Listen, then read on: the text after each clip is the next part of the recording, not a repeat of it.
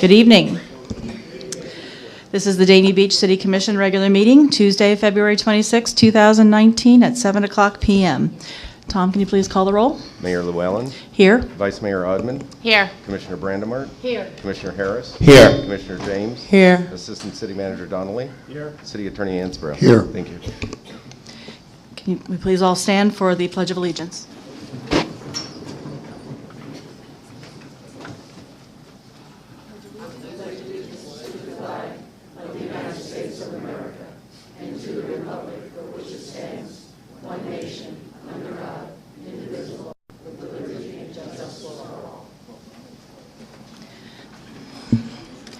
And will you please join me for a moment of silence?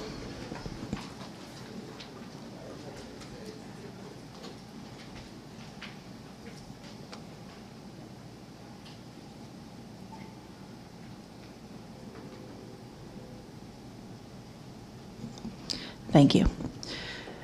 We now have presentations and special event approvals. The first item is the Creative Arts Council Advisory Board request for funding.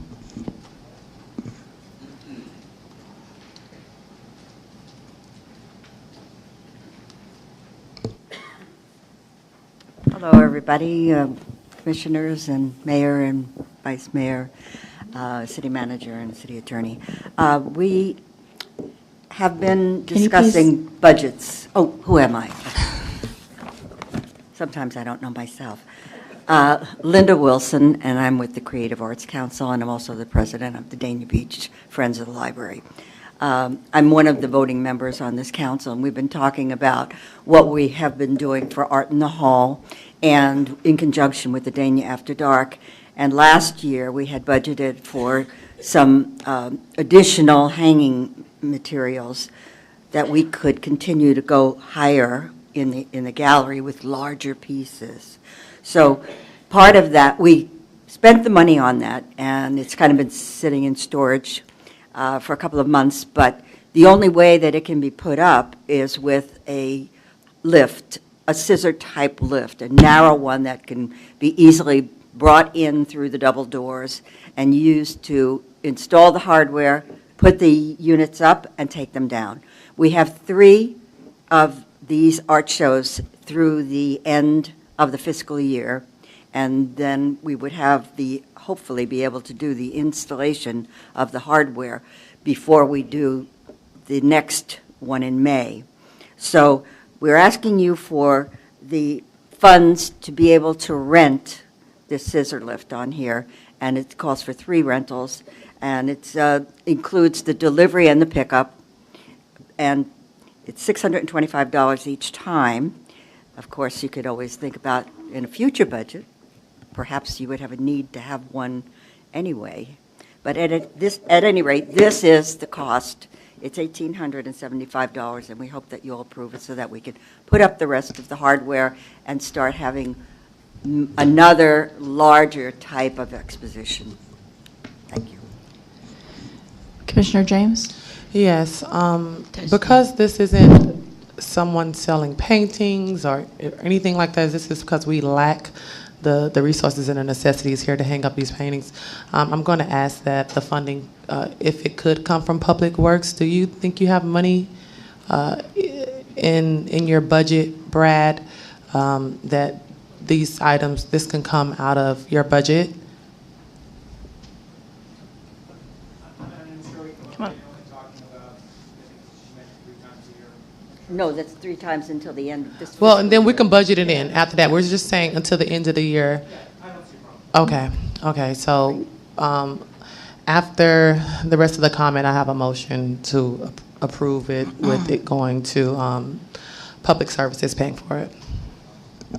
Commissioner Brandemart? Yes. Originally in 2016, this hall was designated as for art, so I'm all in favor of it, and I think that if someone else doesn't have anything to say, we should make a motion to take care of this. Thank you.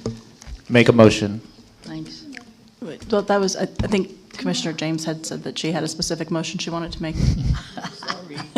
Good for you. It's fine. I don't even. I mean, do we need a consensus? Because we just got If it's gonna come from Public Works, Yeah, we don't really need a motion and stuff. do we just need a consensus on that? Yeah. Or do we need to vote on it? I make a motion to approve the funding Second. Coming from Public Works. coming from public services budget. Great. All in favor? Aye. Aye. Anyone opposed? Thank you.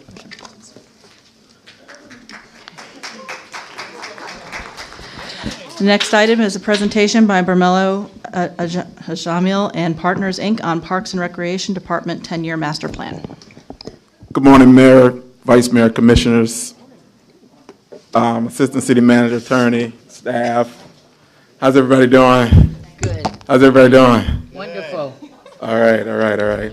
I'm going to bring up Alfredo, and he's going to introduce the team to you guys, and we're going to have a short presentation about our master plan that we're so excited about.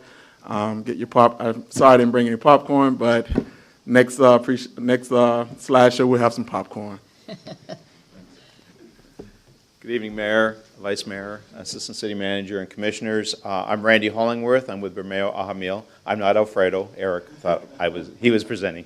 I'm the Director of the Planning and Urban Design Department for our company, and with me tonight is Alfredo Sanchez, who is a senior partner and senior planner with the firm. And we have been working diligently with Eric Brown in the Parks Department on the Citywide Parks Master Plan. And we were asked tonight to come and give you a presentation of sort of the status of the project and where we are. And we have some interesting graphics to show you on the background work that we've done and sort of the direction that we've been going in on this project. I will basically, tonight, Bermeo and Hajamil, as myself and Alfredo are here. We also have two other firms, Ballard King and ETC Institute, working on this project, but they're doing some of the other work that you'll actually see tonight as far as the survey work and things like that. And with that, I will let Alfredo go through some of the slides. Thank you, Randy. Good evening. In yellow are the tasks that we have accomplished to the present. We've gone through an analysis of existing conditions. We've inventoried all the parks. We've looked at a statistically valid survey done by ETC Institute, who specializes in doing this type of service nationwide. We've summarized the issues and opportunities, have numerous meetings with your Parks and Recreation Department, and have prepared individual park concepts as part of the project. As we move forward, we will be having another community workshop. We want to turn it into a commission workshop so we can spend substantial amounts of time looking at the projects and, of course, do a review. And I'll explain later on the other two phases of the project as we move forward. Today, we're just giving you a synopsis of the work carried to present. The existing park conditions and inventory. Of course, this is part of the analysis, of course, the city, and the land use, taking out the commercial areas that don't generate any residential recreation. And of course, the urban form and the urban design of the city and how the different roadways and the different elements create different sectors and how the city has organized its recreation amenities, its recreation community services into three major areas, major centers to serve the different areas of the city. And we've also looked at how the parks, the service areas of the parks cover the city and where there are some certain deficiencies and where we can improve and generate additional park accessibility and you can see in purple the major community centers, in orange the other parks, and then in blue the substantive parks surrounding the city of Hollywood, and also the regional parks provided by the city, by Broward County. Of course, these are the sectors, and Randy will be addressing these sectors as we move forward in the presentation. Demographics and levels of service. As part of the needs analysis, we look at demographics, we look at the levels of service established and how they're presented and served, and of course the demographics of the city, a relatively young population with substantial recreational demands, and the levels of service that are being met by the lands available. And given the population projections, we have enough land to meet the demands until 2030 and probably later on as the city moves forward and grows even more.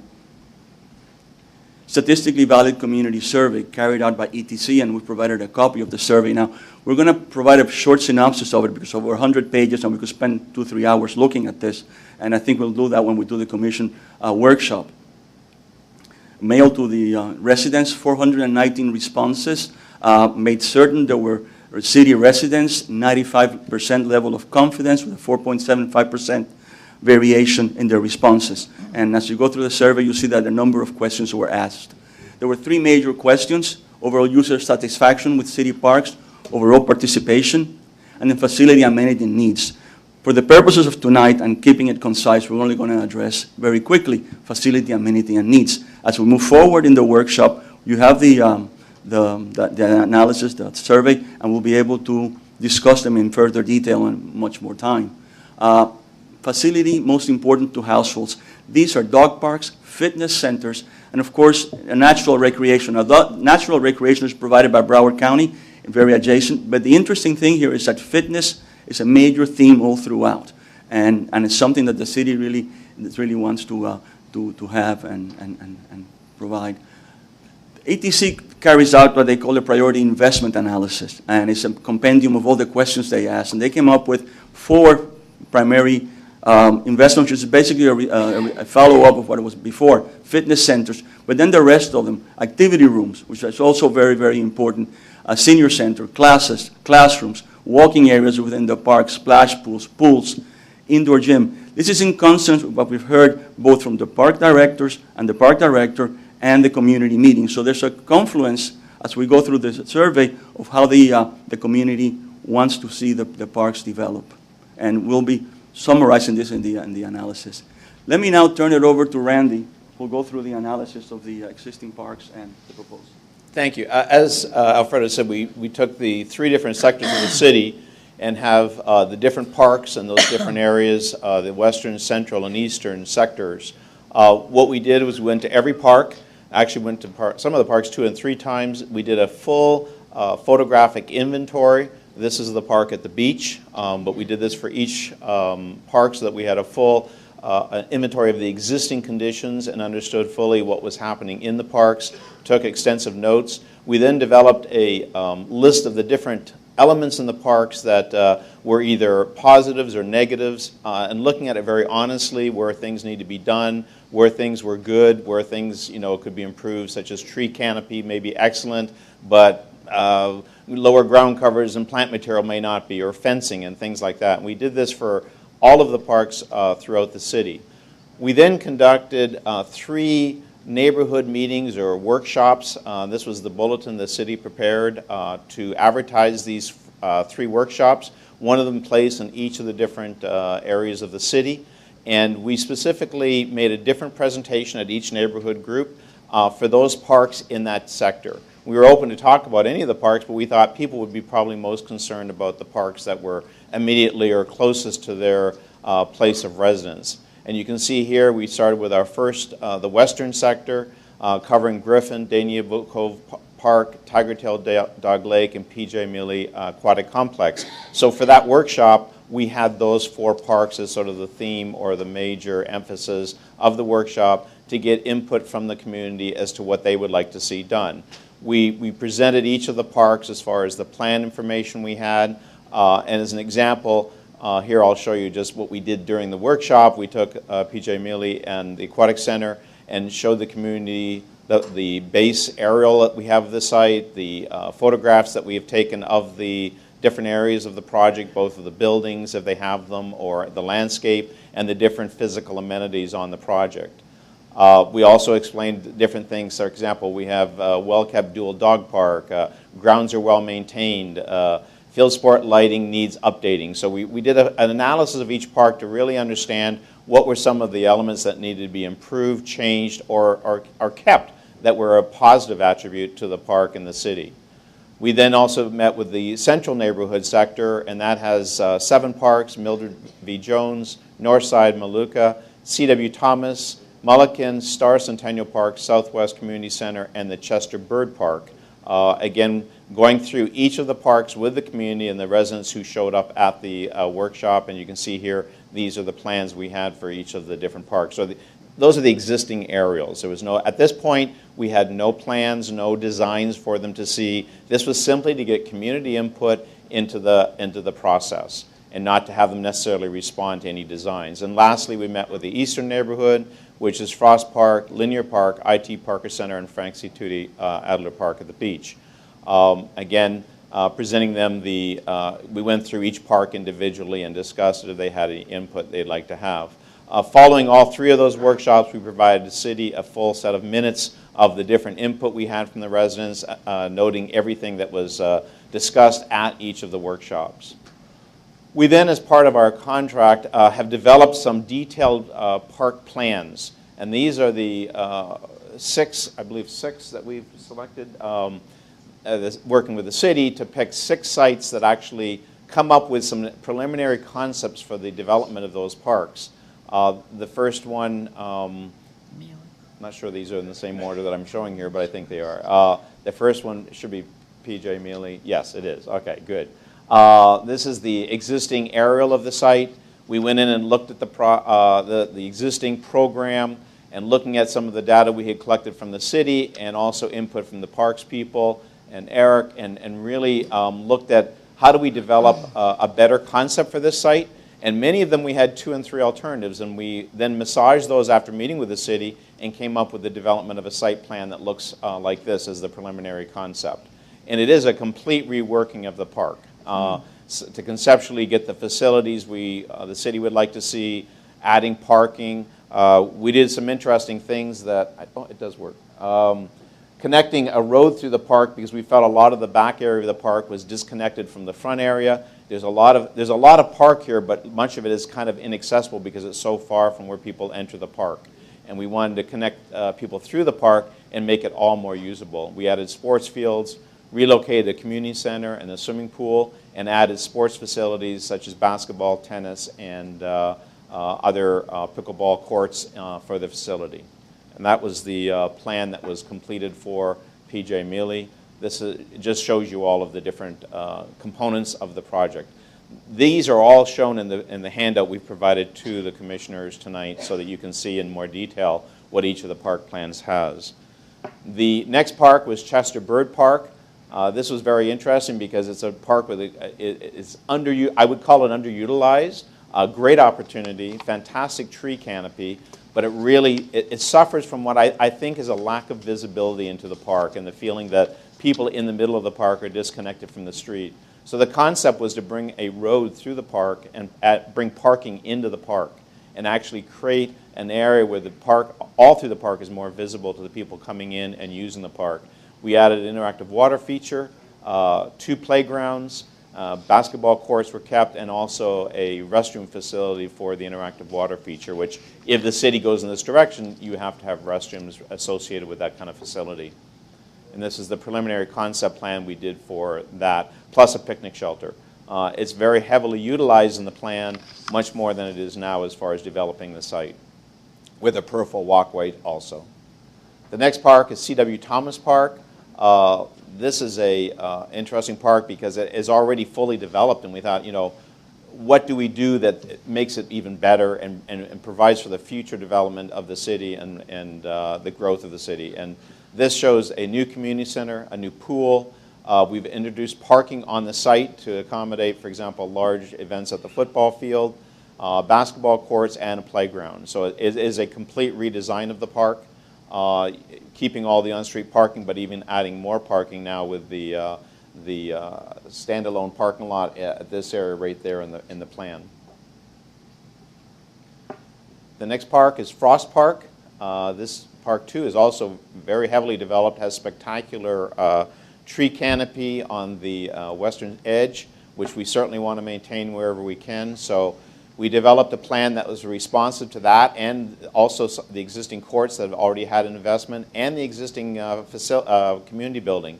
But we've added to that by almost 2.5 times the size with an additional area in the community center. We have baseball diamonds that have been reconfigured with the overlap use for soccer, and maintaining the playground in much the same area it's in, but looking at utilizing the trees and all of that whole fantastic environment there to create a much more interesting playground for children to play in the park.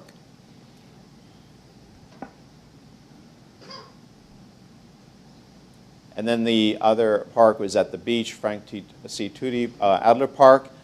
This is also a very interesting site surrounded by a road and parking, and you're at a spectacular location at the beach, and how do you make that even better by having a park there that then plays off on all the different amenities of the beach itself, and one of the highlights of the community is, of course, the beachfront location. We provided two alternatives here. This takes it and creates a very green space, sort of enclosed from the west and really oriented towards the beach. We located a new restaurant, elevated restaurant with upper level terraces that you would have fantastic views of the ocean, with recreational facilities, playgrounds, open lawn areas with picnic shelters, and a whole new design for the park. In addition to that, we also had an alternative, which was an opportunity to also possibly put a splash pad in the location of the two beach volleyball courts in this location right here, which would then use restrooms associated with a new restaurant facility here, but it's the same plan in this area here with just an interactive water feature at the beach. And I like to say, why do you have a interactive water feature at the beach? Well, it's a whole different experience for children. They can use this. You don't need lifeguards, and it's usable at all times of the year. So it becomes part of the park element as opposed to the beach element. These are the conceptual plans areas that we did, but we also are providing tonight a preliminary concept for the Olson Middle School site. Mr. Brown asked us to look at providing a design option for that site, and it's a great opportunity because it's a very nicely shaped site and perfect for developing. There are some existing magnificent trees on the site at the corner, and also throughout the site that we made every effort to try to save, but realizing that the buildings would all go as part of the plan. So this is the concept plan for the site, allowing for a large soccer field in this area. And for your orientation, I'm sorry, but north is to the left. To get the plan as big as possible, we turn the plan sideways. But you have a multi-purpose field, soccer field, tennis courts, pickleball courts, playground for 2 age groups, a new community center, and a substantial parking lot here for 63 cars. So it's a complete redevelopment of the site, providing quite a bit of amenity for the area and the city as a new public open space. And Alfredo will just wrap it up with the next steps. Thank you, Randy. Well, our contract has 3 phases. We want to conclude phase 1 tasks, and for that we need to have stakeholder meetings, a commission workshop where we can really take more time to discuss all these items, which I think is very important. And then, of course, we review the Parks and Recreation Department and a presentation to the Commission. On the second phase, we want to finish the master plan as a document, have a final workshop so we can review the plan, and a final presentation for adoption. Subsequently, during phase 3, and we need to be authorized for that, detailed cost analysis of the 3 parks to be improved, the 3 major community center parks, and of course, a building concept design for one of the parks. So those are the next steps that we have as part of the process. And I think most important is having a workshop with the Commission and the community, an open workshop that we can all share in. Thank you. And we're available for questions. Thank you. Thank you. Commissioner James? Yes, I have a few questions. Now, I saw on the first few slides that you said the things that were important to the community included dog parks, correct? But I didn't see any dog parks on any of the plans. Is there a reason why, or did I miss it? No, you did not. Well, no. The city has a major dog park, Tiger Tail Dog Park. Correct. Which is a substantial park. There's a dog park at PJ Melly. That park is highly underutilized. Correct. Okay, so given that context and our conversations with the parks directors and the community, we felt that it was better just to enhance Tiger Tail as a major dog park and not have any other dog parks within the city. Okay, that's fair. And what about outdoor exercise type of equipment? Well, yes, absolutely. I think every park we show, we have outdoor walking trails and exercise stations all along all the walking areas. Almost every park, I think, we try to incorporate a walking. Yeah, I saw the trails and stuff. And they have outdoor exercise stations. Okay, and the last question that I have, and this is just for clarification for anyone else, how many stories will these buildings be? Is it just single story? Could it be multiple stories? The community centers? Correct. They could be 1 or 2 story, but no more than 2 story. So depending on the program, I mean, the sites, we show buildings that really, it's a balance between losing outdoor recreation space and adding more building. But I think the buildings we've shown are a fairly good size. But if the city wants to increase the uses inside, we would have to go 2 stories. Okay, okay. Thank you. Vice Mayor? Thank you. Did any of the sites, and maybe I just missed this, include like an outdoor amphitheater, say, like theater space or anything like that? In these parks, we did not. For the most part, these parks are intensely recreational, such as fields, athletic fields, and playgrounds. And we technically don't have a lot of room in any of these parks to provide that. Those are often provided in parks that have a little more open space as far as passive. And, you know, we could integrate it with some type of other facility possibly, such as on the edge of a soccer field, use the soccer field or the play field as a seating area or a viewing area and create an area for a stage. That's possible. We could do that. Because when I'm looking, I see you have some of the answers of, you know, what are you looking more for, you know, that the different residents answered. Like, there's a lot of pickleball courts up there. And so, and maybe I'm not that hip to pickleball, so I don't know how popular it is. But then I see that a lot of people responded that they were looking for some sort of theater, amphitheater space. Yeah. So it is a possibility that we could work that You're in. totally correct. Yeah. The survey did indicate that people are looking for performance spaces. I think what Randy was responding is totally also correct in the fact that the space is relatively limited in a lot of these parks. So we thought perhaps, and we haven't really discussed it extensively, whether we could create another venue, have another venue. For example, is this venue outside, are these open spaces outside the City Hall amenable to create some kind of amphitheater so we can create some use within City Hall? So we'll be looking at that. Of course, there's a drainage issue and there's a lot of other functional issues, but you're totally correct. There was demand and there was a comment for performance space. Also, performance space generates substantial amounts of noise, and we didn't see from the community itself, when we did the community presentations, any demand for that. However, you know, that's something that came up in the, so we'll look into that further, and I think your comments will take it. Okay, thank you. Commissioner Brandemarty? Yes, if I'm not mistaken, the previous commission, when we did the master plan for the last phase of Down the Beach, thank you, it included this, exactly what my vice mayor is bringing up to you. And I want to know how this fits into our master plan down the beach, because it just doesn't, it seems like it's lacking exactly what the vice mayor is bringing up to you, and that was part of our master plan, a theater down the beach, and if I'm not mistaken, it was on the southeast section of, where? Right, yeah, it's down the beach up by the quarter deck. That's number one. Number two, it's hard for me to believe that the most important amenities, that things like football field only got 2%, baseball 3%, basketball 3%.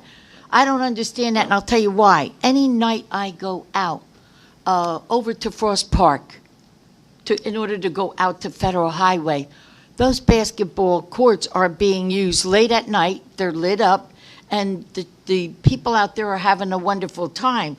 And when you say that you did this survey, I'm trying to think about who the heck's being surveyed that would only put a basketball court as 3% of an interest. That's a very good point. And, Yeah. and if I may add to your comment, we had internal discussions regarding those responses.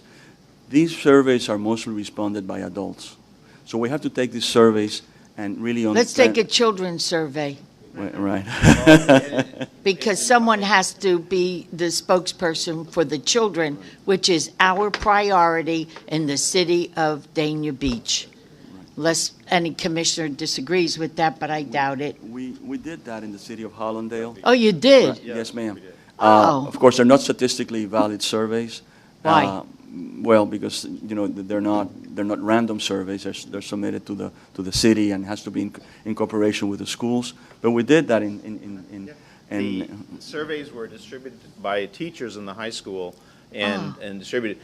The funny thing about that is when we submitted them at a meeting such as this, the criticism from the adults was, well, they don't pay taxes, we do. So It works both ways. You know, I mean, oh, these are kids making this decision and they're not paying the taxes. So it works both ways, and I don't disagree, though. The biggest user of the recreation facilities are the younger people. Children. I And you know what really shocks me?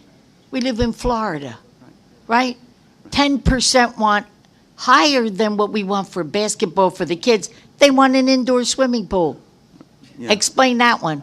I know. But one That thing, too sounds right. off the wall to me. Absolutely, but one thing though, one thing that is important is an indoor gym, which the city lacks. And I think that's something that came up. And a gym is not only a place for basketball, which is very important, but also it's a place for community activities. And I think community activities also came pretty strong as far as doing Okay. banquets and doing activities. So, Okay. As far as the beach, one of the reasons we moved the restaurant to the one end of the park site was to provide that sort of open space that could be used for gatherings, events.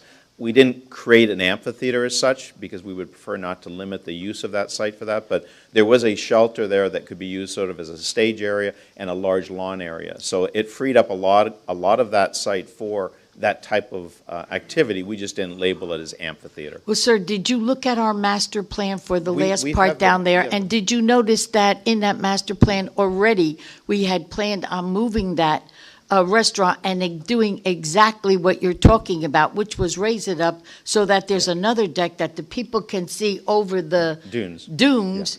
because what's the sense of eating there if you can't see the water?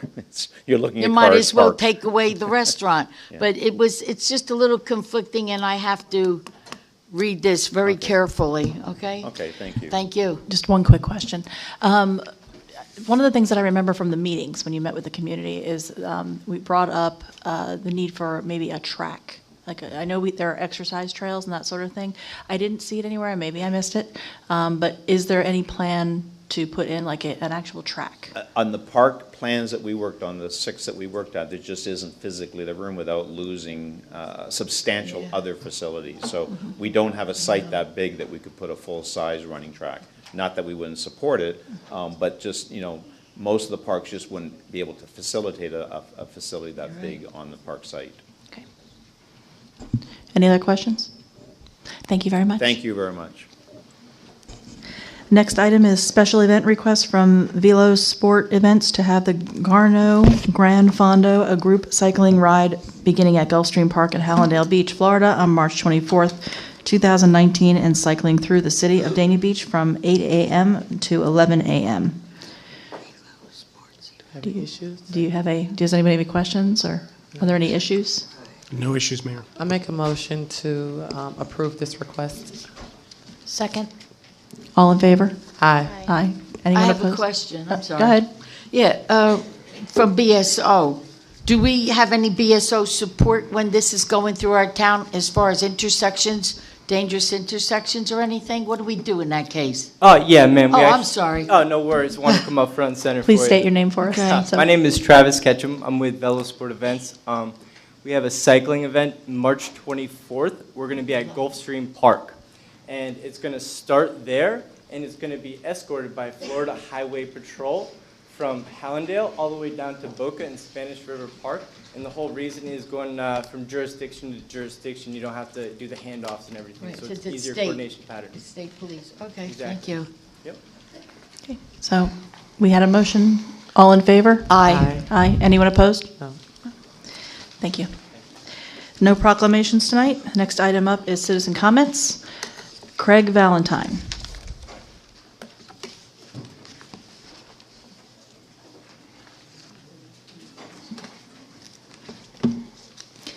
Please state your name and address, and you'll be limited to 3 minutes.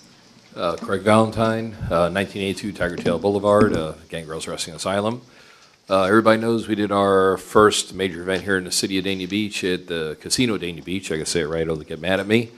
We did our first television taping for Gangrels Wrestling Asylum. And I see a lot of people that are here tonight actually attended the event. And it was a great success. We had a room capacity of 560. We put 474 people into the Casino at Dania Beach. So, thank you, everybody. So everybody enjoyed the show. From what I was told from the food and beverage manager, it is the most profitable event that they have had there so far. So they're happy. We are going to be doing a lot more dates there. Everybody knows Arnaldo, the general manager of the Casino at Dania Beach. He was extremely pleased. He saw the mix of crowd that was there, from the kids to the families to the disabled. And Commissioner Brandemar was there as well, as long as Mayor Llewellyn. And I believe Commissioner Brandemar heard Arnaldo's statement directly. He's hoping that the city does get more involved in what we're doing, because there's going to be a lot more. And, you know, I need to tell everybody thank you, you know, for the donation made to the school, because it's what makes all these things happen. Thank you.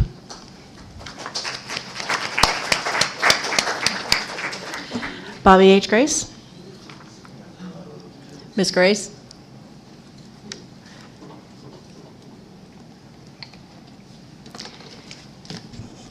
I know you know the drill, but please state your name and address, and you'll be limited to 3 minutes. My name is Bobby H. Grace, 110 Northwest 8th Avenue in the city of Dania Beach, retiree. There are several things that I want to come to talk to you about tonight. First of all, thank you so much for moving up a few items for me. I really appreciate that. I miss you guys, and I want you to still be on target as to what we're all about, and I know you're going to do that. This is Black History Month, and so I really want to thank Love Nation for the wonderful program that they had on Sunday. She had over 100 children and adults that were at that program, and to see the African drums and the kids with their singing and dancing was absolutely fantastic, and I really appreciate it. I also want to thank the Miami Heat for the debate for Black History for Nolan High School and South Broward High School Black History debate. I want to let you know that South Broward High School did win. Okay. They received $4,000, and then they did have a pizza party for both of the schools combined. On last night, I was very pleasantly surprised. The Urban League and the Black elected officials had a gala at the Urban League for past elected officials, and surprisingly enough, they went back to 1974, and just so happened that 74 to 89, I kind of got in that ram of being an elected official. So they honored people like Bill Clark, who was a state representative, Carl Nixon from Deerfield, Commissioner Sylvia Portier was the first Afro-American female county commissioner, Haywood Benson, Dr. Haywood Benson, Congressman Al C. Hastings, Senator Matt Meadows, and yours truly, Bobby H. Grace from the city of Dania Beach. It was an awesome affair. So I am still representing you. I want to bring to your attention something that has been on my heart for a long time. And I can remember, I was not on the dais, but Chester Bird and John Bettina were. This is going back 31 years when they actually had the memorial service at the West Lawn Cemetery. Some of you might know the story of how the graves were moved from the East Lawn to the West Lawn, because they were buried in massive graves, and they separated all that and made it nice. But I don't know whether Fred Beneby is here. Okay, but I call him Fred Junebug Beneby, because I have to thank Fred for the job that I received from Southern Bell. He was the one that encouraged me to apply for that job, and 30 years later, I walked out with a pension. But Fred is spearheading the markers, the memorial markers, and the memorial service that he would like to have in honor of Marvin, who was very instrumental in making sure that those grave sites were erected properly. If you go back to the Sun Sentinel, you will be able to pull up that article. I believe it was 1987. It's time. It's way over time. We need to make what was wrong right. And so I would like for staff to work with him and with you to pick a date, pick out the memorials, plaques that they're going to have, and make sure that this is done. 31 years later is not acceptable. It should be done, and it should be done and your tender. I appreciate your time. Thank you. Thank you. John Dezovi? Okay. Dr. Tracy Jackson?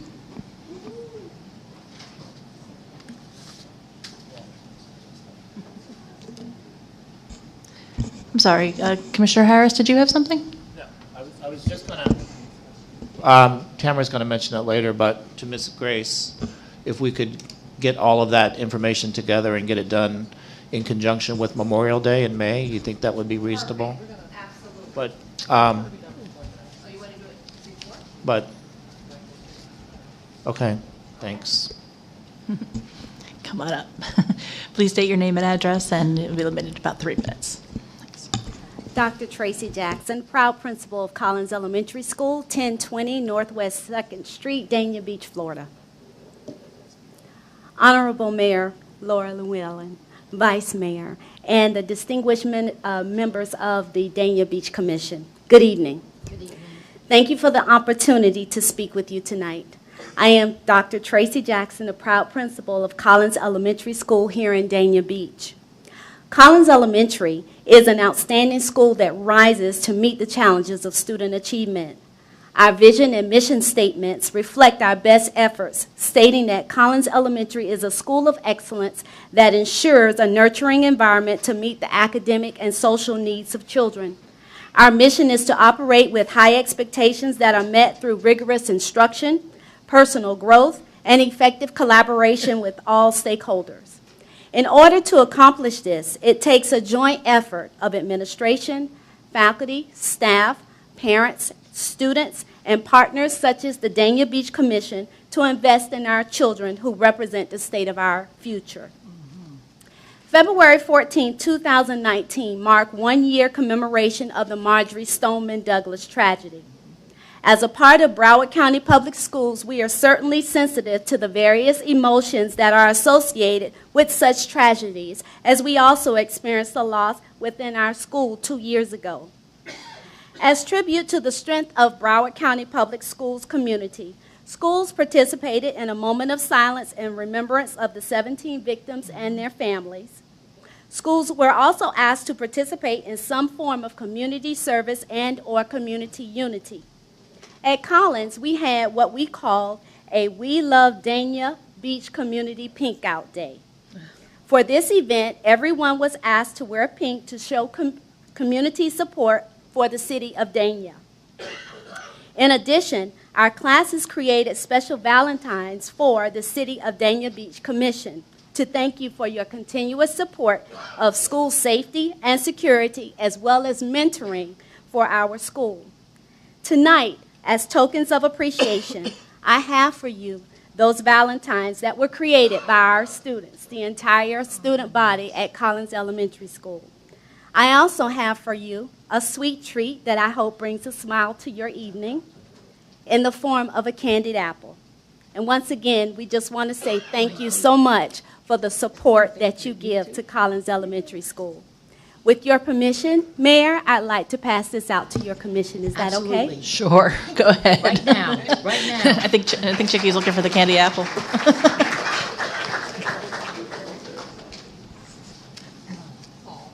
So cute.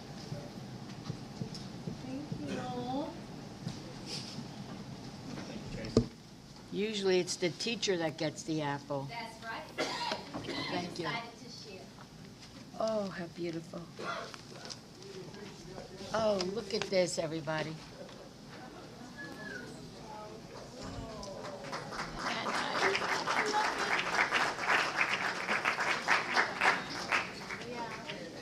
Dr. Jackson, I think, yeah, we'd like to come down and take a picture with you with these.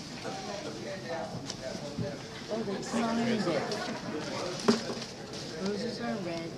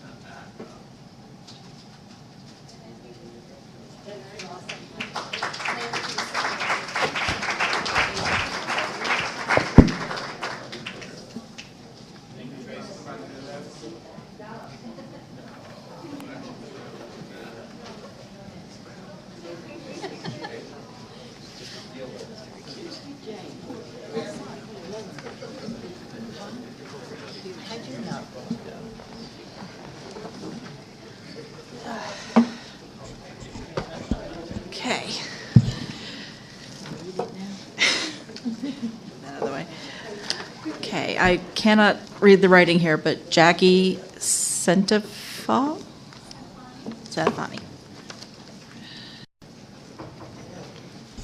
Please state your name and address, and you'll be limited to about 3 minutes.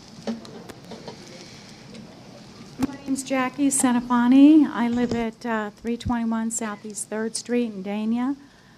I've got a couple of issues here that are of concern to me.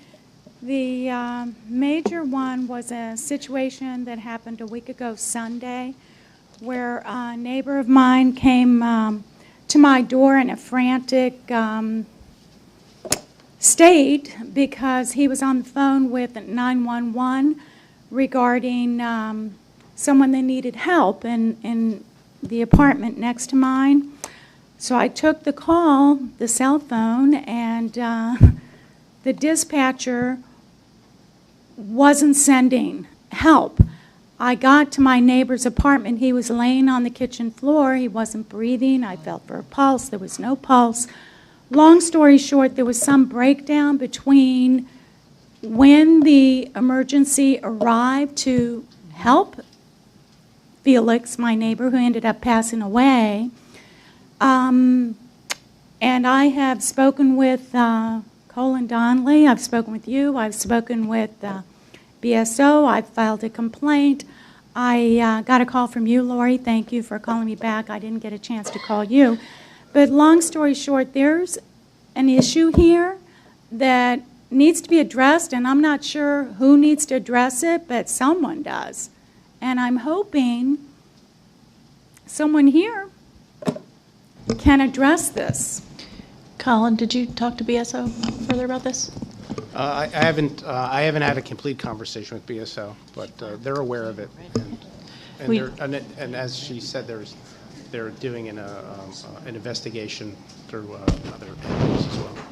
Okay. So, and we do have members of BSO and firefighters here as well. So I know they've heard your complaints. So if there's an investigation going on, we need to let that proceed. Okay, there's another issue that this happened. I was reading the paper about 3 weeks ago, the Herald, and there's an article. This is Sunday's paper, February 10th, where a video of BSO deputy calling a black father boy amid foul language and sparks a complaint. This this happened in Dania Beach at the Red Carpet Inn, and the deputy is a James Caddy. He's had 3 infractions that have to date caused Broward County $1 million in fines because of his behavior or his treatment of black citizens. This is another issue for me that's a real problem, that someone should address this. Okay. That's an internal investigation with BSO, so that's not really something that we can do here. I have a comment. I'm sure they're aware of it. I mean, if it was in the paper, I'm sure they're aware of the situation. Can I speak? Commissioner James? Yes, I'm gonna have a conversation and a meeting with our chief to address your concerns because they are valid and they are a concern to us if they are a concern to you, and if this is in fact happening, there are things that need to be done. So I will be having a conversation with our chief with these matters, and I thank you for bringing them to our attention. Okay. I have one more issue, and this one is related. We're running long, but if you can make it quick. Okay, it's quick. 5 years ago, the city agreed to replace some landscaping in our condominium, and we had given up access to the pump, and so a new pump room was built for the water removal from the streets. This never happened, so I need to find out. Now I'm on the board. I need to find out from someone here who to address this with. Public Works, I believe, Brad? Brad Kane is our Director of Public Works. He would be the person that you can speak with outside of here. He can give you his card. You can give him a call. Thank you. Thank you. And we had a request to move up an item, number 10-4, if we could address that now. Commissioner James? Yes, thank you, Mayor. Discussion item 10.4, the West Lawn Cemetery. I asked for this to be on the agenda. I did have a chance to meet with Fred Beneby, or Junebug. I guess that's his nickname. He's in his 80s, so I'm going to call him Mr. Beneby. If some of you all are not sure, I'm going to quickly tell the story about how the West Lawn came into existence. There used to be just one cemetery on the east side of the tracks. I'm going to say a bunch of hatred that was going on in the world at that time started a conversation to have the black deceased individuals dug up from what was considered the white cemetery and put into another cemetery that was later named, I believe, the Black Colored Cemetery. Now, when the city of Dania Beach notified as many people as they could to come and move their loved ones, the ones that they could not contact, they dug them up themselves and created a mass grave on the west side and placed them all in one spot and kind of just threw the tombstones on top. In the backup, if you looked online, there were pictures of this to document it. There were articles and newspaper articles and everything like that. I had the opportunity of going out there today. I've been to a lot of my family is in that graveyard, but I really went to that memorial and to see all of the tombstones in one circle. Imagine having your loved ones just stuffed in one spot and you don't know where they're buried. That's what they have to go through over there in that area. They requested back in, I think in the 2010, from the articles that I saw, that it be memorialized the proper way, that we have a memorial on both sides of the fence, on the east side and the west side of the fence that the cemetery is on, that properly tells the story and that thanks memorializes and thanks the people who were, and honors the people who were a part of making this happen the proper way. I know that they wanted a few of the city officials at that time. I think it was Mr. John Bertino. I can't remember everyone else that was involved in it, yes. But to have it written in a way so that it tells the story and it also honors the people, that helped make that happen. And so I asked staff this morning to provide me with some of the options for it. I already have the option that I feel like is the most appropriate because of size and the maintenance issues that could come up with it. I know that altogether it will probably be over $2,500. And so what I am asking the commission, if it is the will of this commission to grant us to right these wrongs, is that we forego the bidding process of having to get 3 bids because they already have this company that has all of these different type of memorials that you could have, and that if public services could have, Brad, could you come up for a second? I'm sorry. I want to know, do you think that this would be that this could come out of your budget as well? Yeah. Yeah, we looked into it. The approximate costs of these items are a little under $5,000, give or take a little bit. Mm-hmm. And it's something within the budget that we should be able to absorb. Okay, so if we could forego the bidding process of that, we can really have this done maybe next month.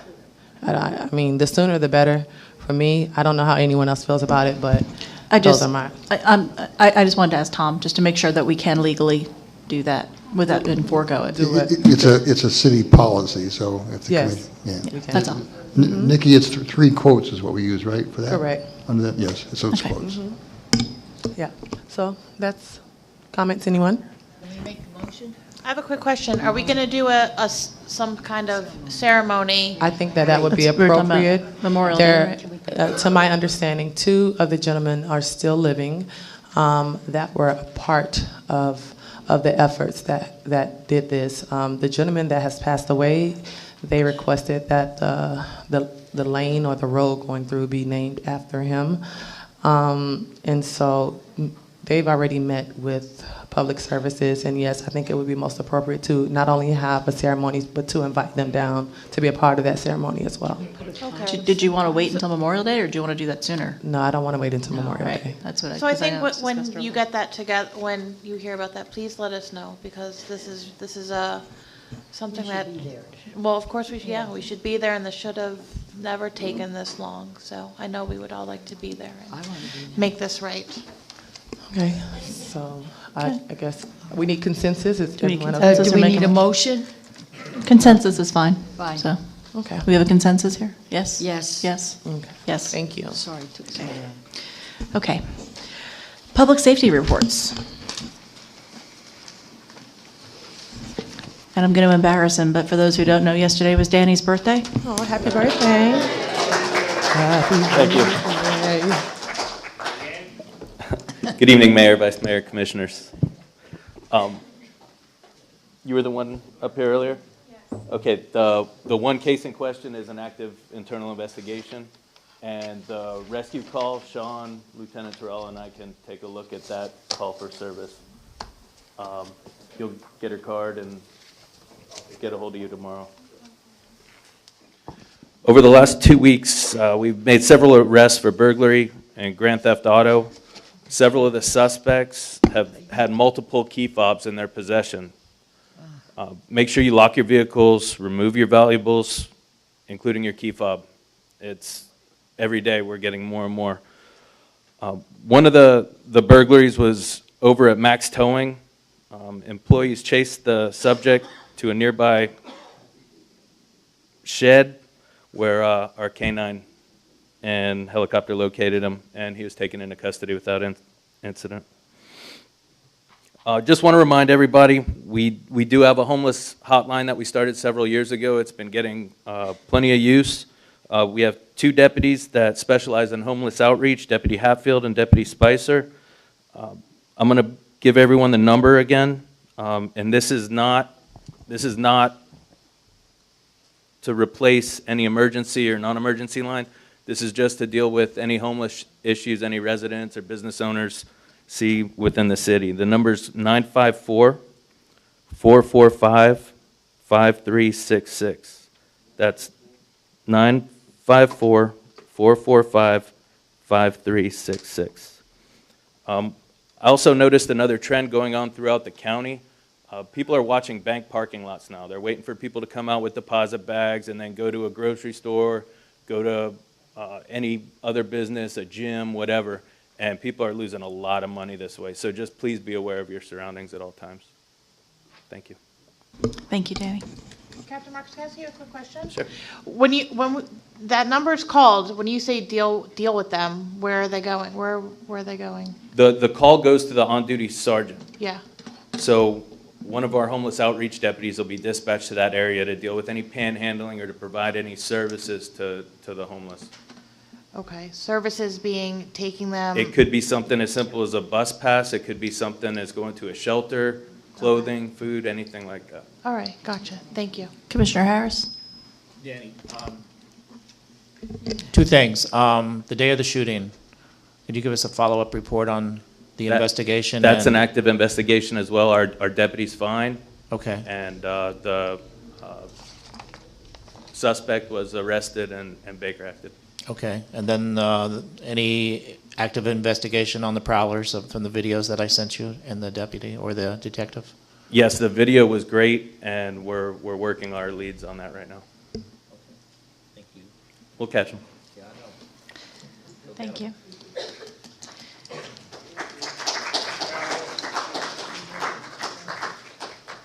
Good evening to all members of the dais. Sean Brown with Broward Sheriff's Office, Fire Rescue. I got it right this time.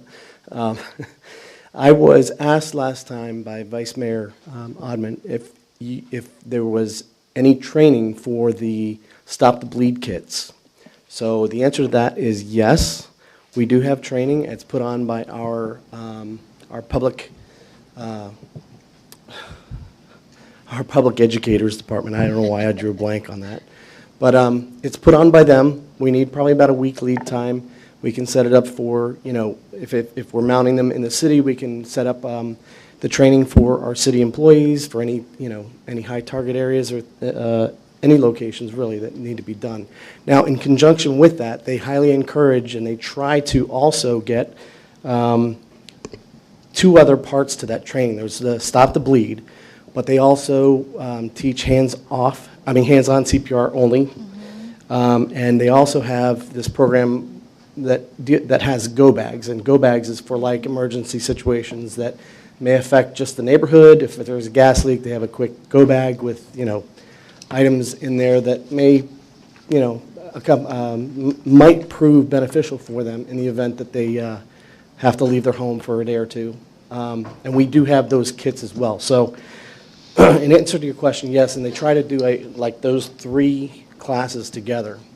So I can provide you further information with that if you'd like, and I can put you in touch with Courtney Palmer. She's our manager for the public educators, or you can set it up through me, and I can deal with the coordinating with her. Okay, yeah, I'll get in touch with you. I'm going to try and wrangle at least one more person to get trained so that... Okay. Will you? All right, perfect. Then I have my other person here. And I will get in touch with you. I really appreciate you finding out that information for me because like I've talked about, I help with those classes at Joe Damasio. We teach them. And I hope that neither of us ever have to use that training. But I know that if that situation ever arose, I would be so grateful that there was a commissioner or any person in this room that knew how to use those kits. And if we're going to have them available to us, and they're really, you'll see, they're very extensive, the kits, but yet very easy to use, we really should have somebody who knows how to use them. So I appreciate you getting us that information. Absolutely, and I would encourage Assistant City Manager Donnelly, your staff, anybody, any city employee, I believe they're probably going to be located, some of the kits are probably going to be located here in City Hall. I encourage you to take advantage of that as well, and I can work through you as well if you choose to do that. Yeah, Sean, HR will reach out to you and arrange something. Okay, sounds good. That's all that I have this evening. Thank you. Okay, thank you. Next item is consent agenda. Any polls? Move the consent agenda. Second. All in favor? Aye. Anyone opposed? Is 9.8 in the consent agenda? No, it is not. Okay, then no objection. No bids and requests for proposals tonight. Public hearings is next. 9.1 is an ordinance of the City Commission of the City of Dania Beach, Florida, to amend Chapter 28 of the Land Development Code of the City's Code of Ordinances by amending Article 110 Use Regulations for Commercial and Mixed-Use Districts, amending Article 265 Off-Street Parking Requirements, amending Article 303 District Development Standards, and amending Article 635 Site Plans, providing for severability, providing for conflicts, providing for inclusion in the code, and further providing for an effective date. This is the second and final reading of this ordinance.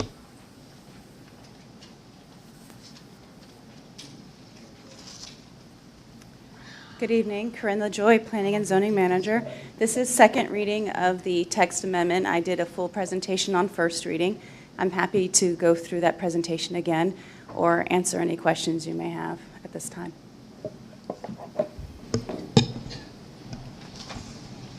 Any questions? This is a public hearing. Anyone here to speak for or against? Make a motion to move the item. Second? All in favor? Aye. Anyone opposed? Okay. Item 2. A number of these other items, I'm just going to call the names of the people so we can get the quasi-judicial hearings squared away. Anybody who's going to speak on the rezoning for the Garamond Elizabeth Barrero property or for the American Maritime Officers Building, that's that wall proposal, or the site plan for Dania Resorts LLC. Anybody who's going to speak and address the commission other than attorneys, anybody who's going to speak needs to be sworn in under what's called a quasi-judicial hearing. Anybody who's going to speak, including staff, any citizens, swear or affirm testimony you give, be the truth, whole truth, and nothing but the truth. Thanks very much. So I'll call the next one in order, which is 9-2, an ordinance of the City Commission of the City of Dania Beach, Florida, approving the request made by the property owners Michael Garamon, Elizabeth Barrero, and Luis Larco to rezone property generally located at 36 to 54 Southwest 16th Street in the City of Dania Beach, Florida, as legally described in Exhibit A, a copy of which is attached to this ordinance, changing the current zoning classification of the property from residential office RO to South Federal Highway mixed use SFED-MU for rezoning application 5618, subject to certain restrictions, providing for conflicts, providing for severability, and further providing for an effective date. Also, second reading for this ordinance.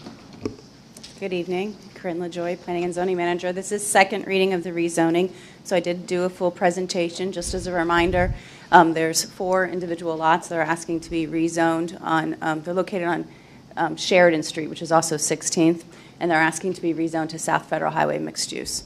And I'm available if you have any questions. This is a public hearing. Anyone here to speak for or against? If you are, you need to come up.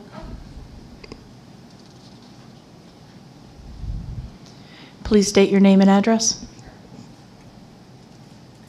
My name is Samantha Angelos. I live at 43 Southwest 12th Street. This is spontaneous. I didn't know that this was going to be part of the meeting. I live close to this neighborhood, and if you do this, I would like some sort of shelter for the neighborhood from like, if you turned it into like retail space or whatever, like something that shelters the actual residential properties from something more public, like a wall or landscaping or something like that.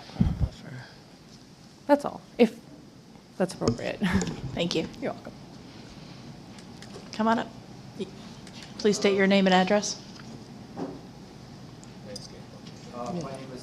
My name is Michael Zellner. I own 3 properties right on. We can't really hear you.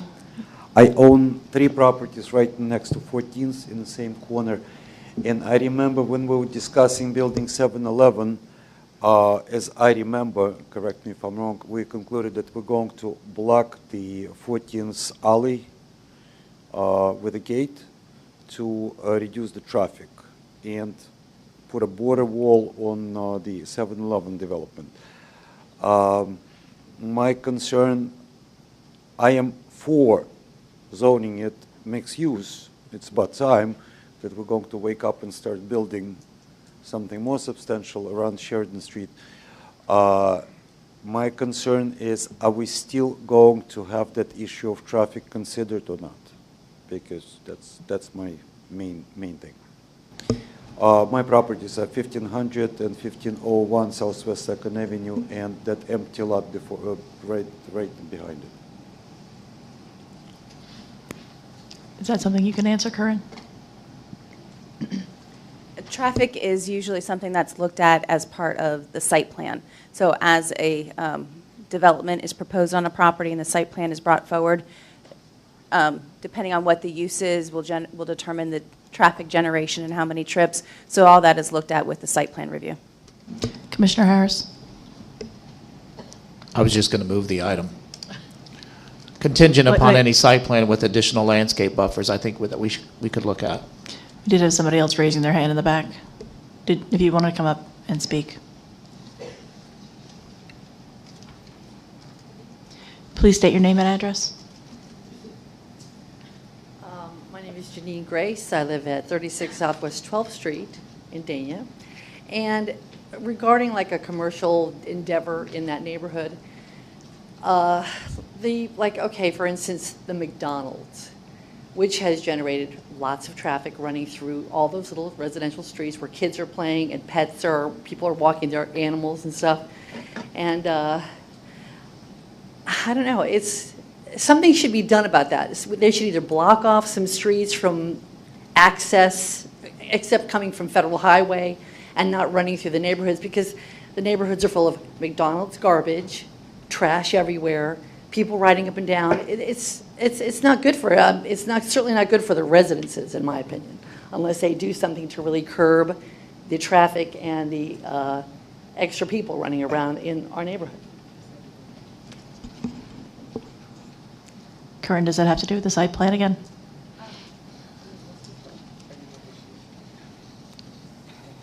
I'm hesitant to say so because that's an existing, site. If they were to do an expansion, we would certainly look at these types of issues. In the meantime, it's really more traffic calming through a neighborhood. Seeing no one else, Commissioner Harris, I think you had a motion. Wait, my light is on. Oh, Commissioner James. Just to speak a little bit on that, ma'am, that's everywhere. That's in every neighborhood, every section of the city. You will find people trying to avoid traffic and cut through different parts of the street. I frequent that neighborhood often, and you all have a lot of traffic calming measures. You guys have those roundabouts, those circles, and you can't just speed through those. I know that one of the streets that used to be a through road that crossed over Sheridan, that was blocked off by the community's request, and some of those side streets that even access Sheridan are kind of blocked off too. So you really have to be careful of continuing to block off for safety concerns and emergency concerns. You can't just block off all the streets. It's just unfortunately with any growing city or any city that has a lot of development in any major city, you're gonna have traffic. And whereas we are continuing to look at things that addresses traffic, I just think whatever neighborhood you come in, you are definitely going to have the frustrations of residents with people going in between, the neighborhoods to try and avoid US 1 or Sheridan Street or, any of those main corridors. You have to come. You'd have to come back up to speak.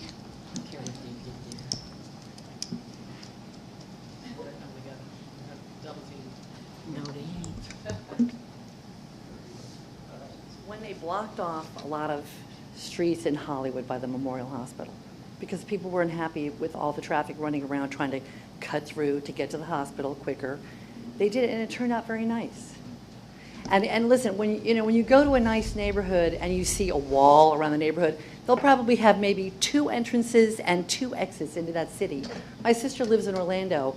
Every city there is walled off, and there is 1 road in maybe, or 2 roads in, and that same 2 roads are 2 roads out. Meaning the people that are driving around that neighborhood live in that neighborhood. They're not cutting through. They're not cutting through from the airport to drive through. I mean, I know Dania is old, and, to restructure all the streets would be impossible, but there can be improvements, and they can block off the streets. So the people are not cruising through, trying to get around. It's just ridiculous. And you know what? If it would create better property values, safety, when you say safety, okay, calming devices, They don't work. they don't work. People are still cutting through. They don't care. They'll cut through to avoid that school zone that's on Federal Highway. They just cut through I don't know Just what to they're drive looking through. for, but they're looking for something. Mhm. Probably nothing good. And to her point, when you say every neighborhood deals with it, that's not true. When you build like Whispering Oaks or that Well, those are Lauderdale private developments. Harbor Like Isle. let's speak about private development Dania Beach? versus. Hold on. Hold on. Just let everybody speak one at a time, please. Oh, I was speaking. So I'm talking about private developments versus developments that are you okay? Okay, thank you. I'm talking about private developments. we're not gonna Sir, you want to argue. leave the meeting? Please. 'Cause you're not going to talk to me like I'm Commissioner your child. James, It's not what's Commissioner gonna happen. James. You need to be talking to him. We're talking about private developments versus developments that are just. Commissioner James, go ahead and finish. You need to check the guy right here, or I'm going to ask the officer to check him. It's not It's going to not happen. necessary. Please, go ahead. We're speaking about private developments versus, because the Whispering Oaks, that's a private development. They're going to have, private access to in and out. And then you're talking about the estates of Fort Lauderdale, you know what I'm saying? Versus a lot of different homeowners, that is not like a controlled private development. I mean, I wish we could do that because I live in an area where it happens all the time as well. And, I remember my grandmother lived on Southwest 9th Street. I grew up. going to her house all the time right there by the cemetery, and all of the streets are open. And now a lot of them are closed. And all I'm saying is you have to get some type of allowances with BSO, Fire Rescue, because you have to think about the emergencies of if something happens, how you're going to get in and out of that. That's all. But I understand what you're saying, ma'am. But the thing is, if something happens, let's say in these private developments. Neighborhood, it's the same difference. Same thing, cop goes in, cop comes out. Air ambulance goes in, ambulance goes out. There's only maybe 2 ways in and 2 ways out. They managed to do it there. Right, I mean, to make that point, it doesn't seem valid because they do it in brand-new neighborhoods that are built. If it was really a safety concern, they wouldn't allow it. And furthermore, people who live here, who've lived there for a long time, their whole lives, know that it is more of a safety concern to have all of this traffic, and this ability to cut in and out, it creates a lot of criminal activity, which is a big problem in that area. And to think of increasing that, it just sounds like a horrible idea, which could be done through commercial businesses, potentially. That's our only concern. Okay, thank you. Thank you. thank you. Any other people from the public wish to speak? No. There was a pending motion, I believe. Go ahead, Commissioner Harris. Make a motion to approve. I'll second it. All in favor? Aye. Anyone opposed? 9.3, an ordinance of the City Commission of the City of Dania Beach, Florida to amend Chapter 28, the Land Development Code of the City Codes of Ordinances by amending Part 7, Code Administration, Article 725 definitions, Section 725-30 terms defined, providing for severability, providing for conflicts, further providing for inclusion in the code, and providing for an effective date. First reading of this ordinance. Good evening. This is a proposal for a text amendment, and it is first reading, so it's the first time we've heard this. It is a text amendment, so it will require 2 readings of the City Commission. The request is being made by the applicant to amend the definitions for motor fuel pumps. And basically, our definition identifies the minimum floor area for a convenience store. The term is actually motor fuel pump retail. So it does include what we would know as a convenience store. And there's a minimum square footage right now identified as 5,000 square feet, and the applicant is asking to amend this to 3,500. The applicant, while the text amendment is to land development regulations and would be applied citywide, the applicant is asking for the change in order to allow for a development of a site. And it's actually part of a previously approved site plan that the city saw, and originally it was identified as multi-tenant retail, and it's the parcel that's immediately west of the Aldi site, and the applicant's proposing to do a 7-Eleven with gas stations there. So that's the intent, is to allow that type of development on that allotted space. And to do that, they need to make this modification to the definitions. This was presented to the Planning and Zoning Board in February, and they recommended approval of the text amendment. And this is first reading, but we're recommending approval of the ordinance on first reading before you. I'm available for questions, and I know the applicant's here as well. I have a question, Corinne. Go ahead. Did the applicant have a community meeting? Because I know the first time that a gas station was proposed on this site, the community, there were some for and some against. And so I wanted to know, did they go back to the community and meet before we came back and amended this? Not that I'm aware of, but that's usually something that we ask the applicant to do as part of their site plan process, and that hasn't been submitted yet. So actually, I think it has been submitted. We just did our initial review. We meet with the development for the first time on Thursday, so that's one of the things that we request them to do as part of that process before the site plan comes before you. And will the 7-Eleven serve alcohol? I don't have firsthand knowledge of that, but I think the applicant can answer that. Please state your name. Good evening. Dennis Mealy, 200 East Broward Boulevard, on behalf of the applicant. My client, Bob Shapiro, is sitting with me in the second row, did meet with the head of each of the 2 neighborhood associations near us. But I'd like you to keep in mind that in your code today, gas station and convenience store are permitted in 3 districts, C3 and C4. There are special exceptions in those districts. And then also your SFEDMU is conditional use. The reason I point that out is any proposal for a new gas station convenience store has to go through a process of public hearings. It's not permitted as of right. It's a type of hearing where you look at the impact of the use on the surrounding properties. So you do have an opportunity to look at each one of them individually. So changing the ordinance today doesn't give anyone the right to build a gas station and convenience store. They'd still have to come in with an application. They'd have to go to staff, P&Z, City Commission, and it would be looked at specifically for that location and how it affects the surrounding neighborhood. Up until about 2 years ago, maybe a year and a half ago, there was no minimum size shown in the code for a convenience store. It was put in at 5,000 square feet, like a year and a half, 2 years ago, and we're asking to lower it to 3,500. Just for comparison purposes, you currently have 8 gas stations in the city of Dania Beach, and none of them have convenience stores even as big as 3,500 square feet. They vary in size from about 1,400 square feet to almost 3,200, but none of them even come up to the 3,500. So we will have additional meetings with the neighborhood as part of the actual site plan. We did have Planning and Zoning Board last week. It was a unanimous vote, and there was no objections from the public. If you have any questions, I'll be happy to answer them. Thank you very much.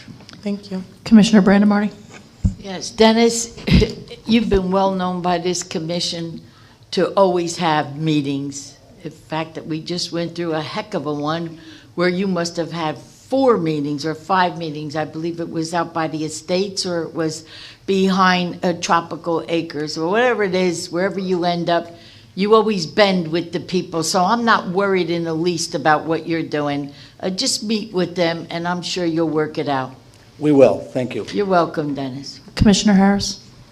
No, this is just a text amendment change, reducing the size of the operation from 5,000 to 3,500, so it's just a text amendment.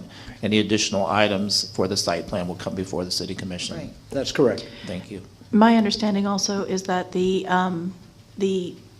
aesthetically, the 7-Eleven is supposed to be consistent with the Aldi? That's correct. Okay. And so 7-Eleven has been very cooperative and not just proposing their standard prototype. They understand they need to fit in with what's already out there. Thank you. This is a public hearing. Anyone here to speak for or against? Seeing none? I'll make a motion to approve. I second it. All in favor? Aye. Anyone opposed? Okay, the next two items, excuse me. Next two items, 9.4 and 9.5, are proposed to be continued to April 9th, but I will read them in case anybody from the public is here and wishes to comment.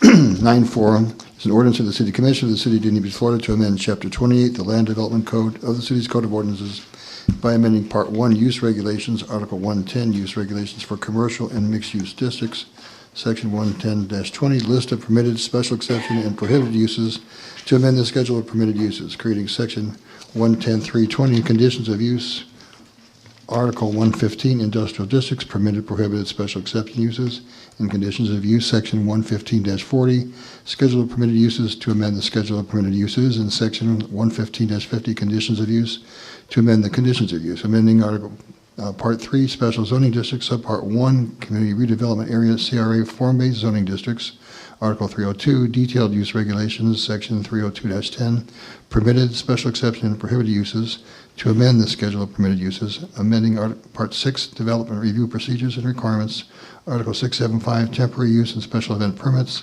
Section 675-20, Temporary Uses Authorized, and further amending Part 7, Code Administration, Article 725, Definitions, Section 725-30, Terms Defined, providing for severability, providing for conflicts, providing for inclusion in the code, and providing for an effective date. Again, it would be the first reading of this ordinance proposed to be reset to April 9th City Commission meeting.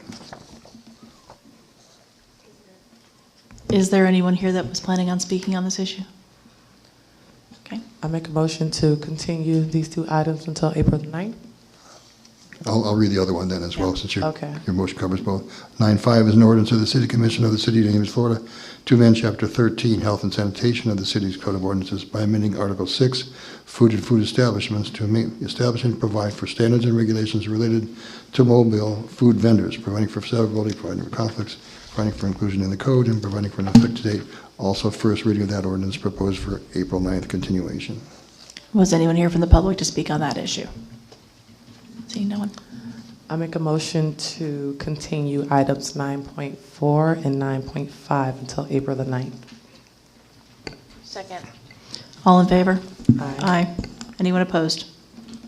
Item 9.6, a resolution of the City Commission of the City of Dania Beach, Florida, approving the variance request VA 0419 submitted by Hope W. Calhoun Esquire on behalf of American Maritime Officers Building of Dania Beach for property located at 2 West Dixie Highway in the City of Dania Beach, Florida, as legally described in Exhibit A, providing for conflicts and further providing for an effective date.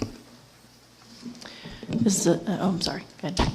Sorry. I got ahead of myself. This application request is for a variance.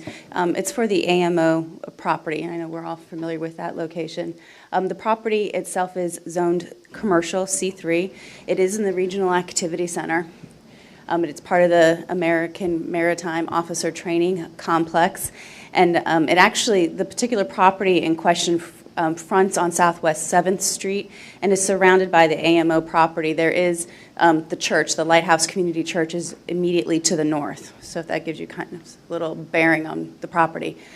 This is what the property looks like today. It was formerly a tennis court for the members that go to train there. They're removing the tennis court and, oops, over here. They're installing this new training facility. It's a firefighting training, little training, I don't know, building in the place of the tennis court. So as a result, they're removing the tennis court fencing that was currently there, and they're proposing a 10-foot wall. The code in that district only allows an 8-foot wall, so the variance is to allow the additional 2 feet. I think that probably already covered all of my points. There are because this is a variance, the land development regulations identifies criteria for granting variances. It's identified in the staff report, and they're presented here. The applicant has addressed how their requests are consistent with those criteria, and that is in the backup package that you have, and staff's recommending approval of this variance request. And I know the applicant is here as well to answer any questions you may have. This is a public hearing. Is there anyone here to speak for or against?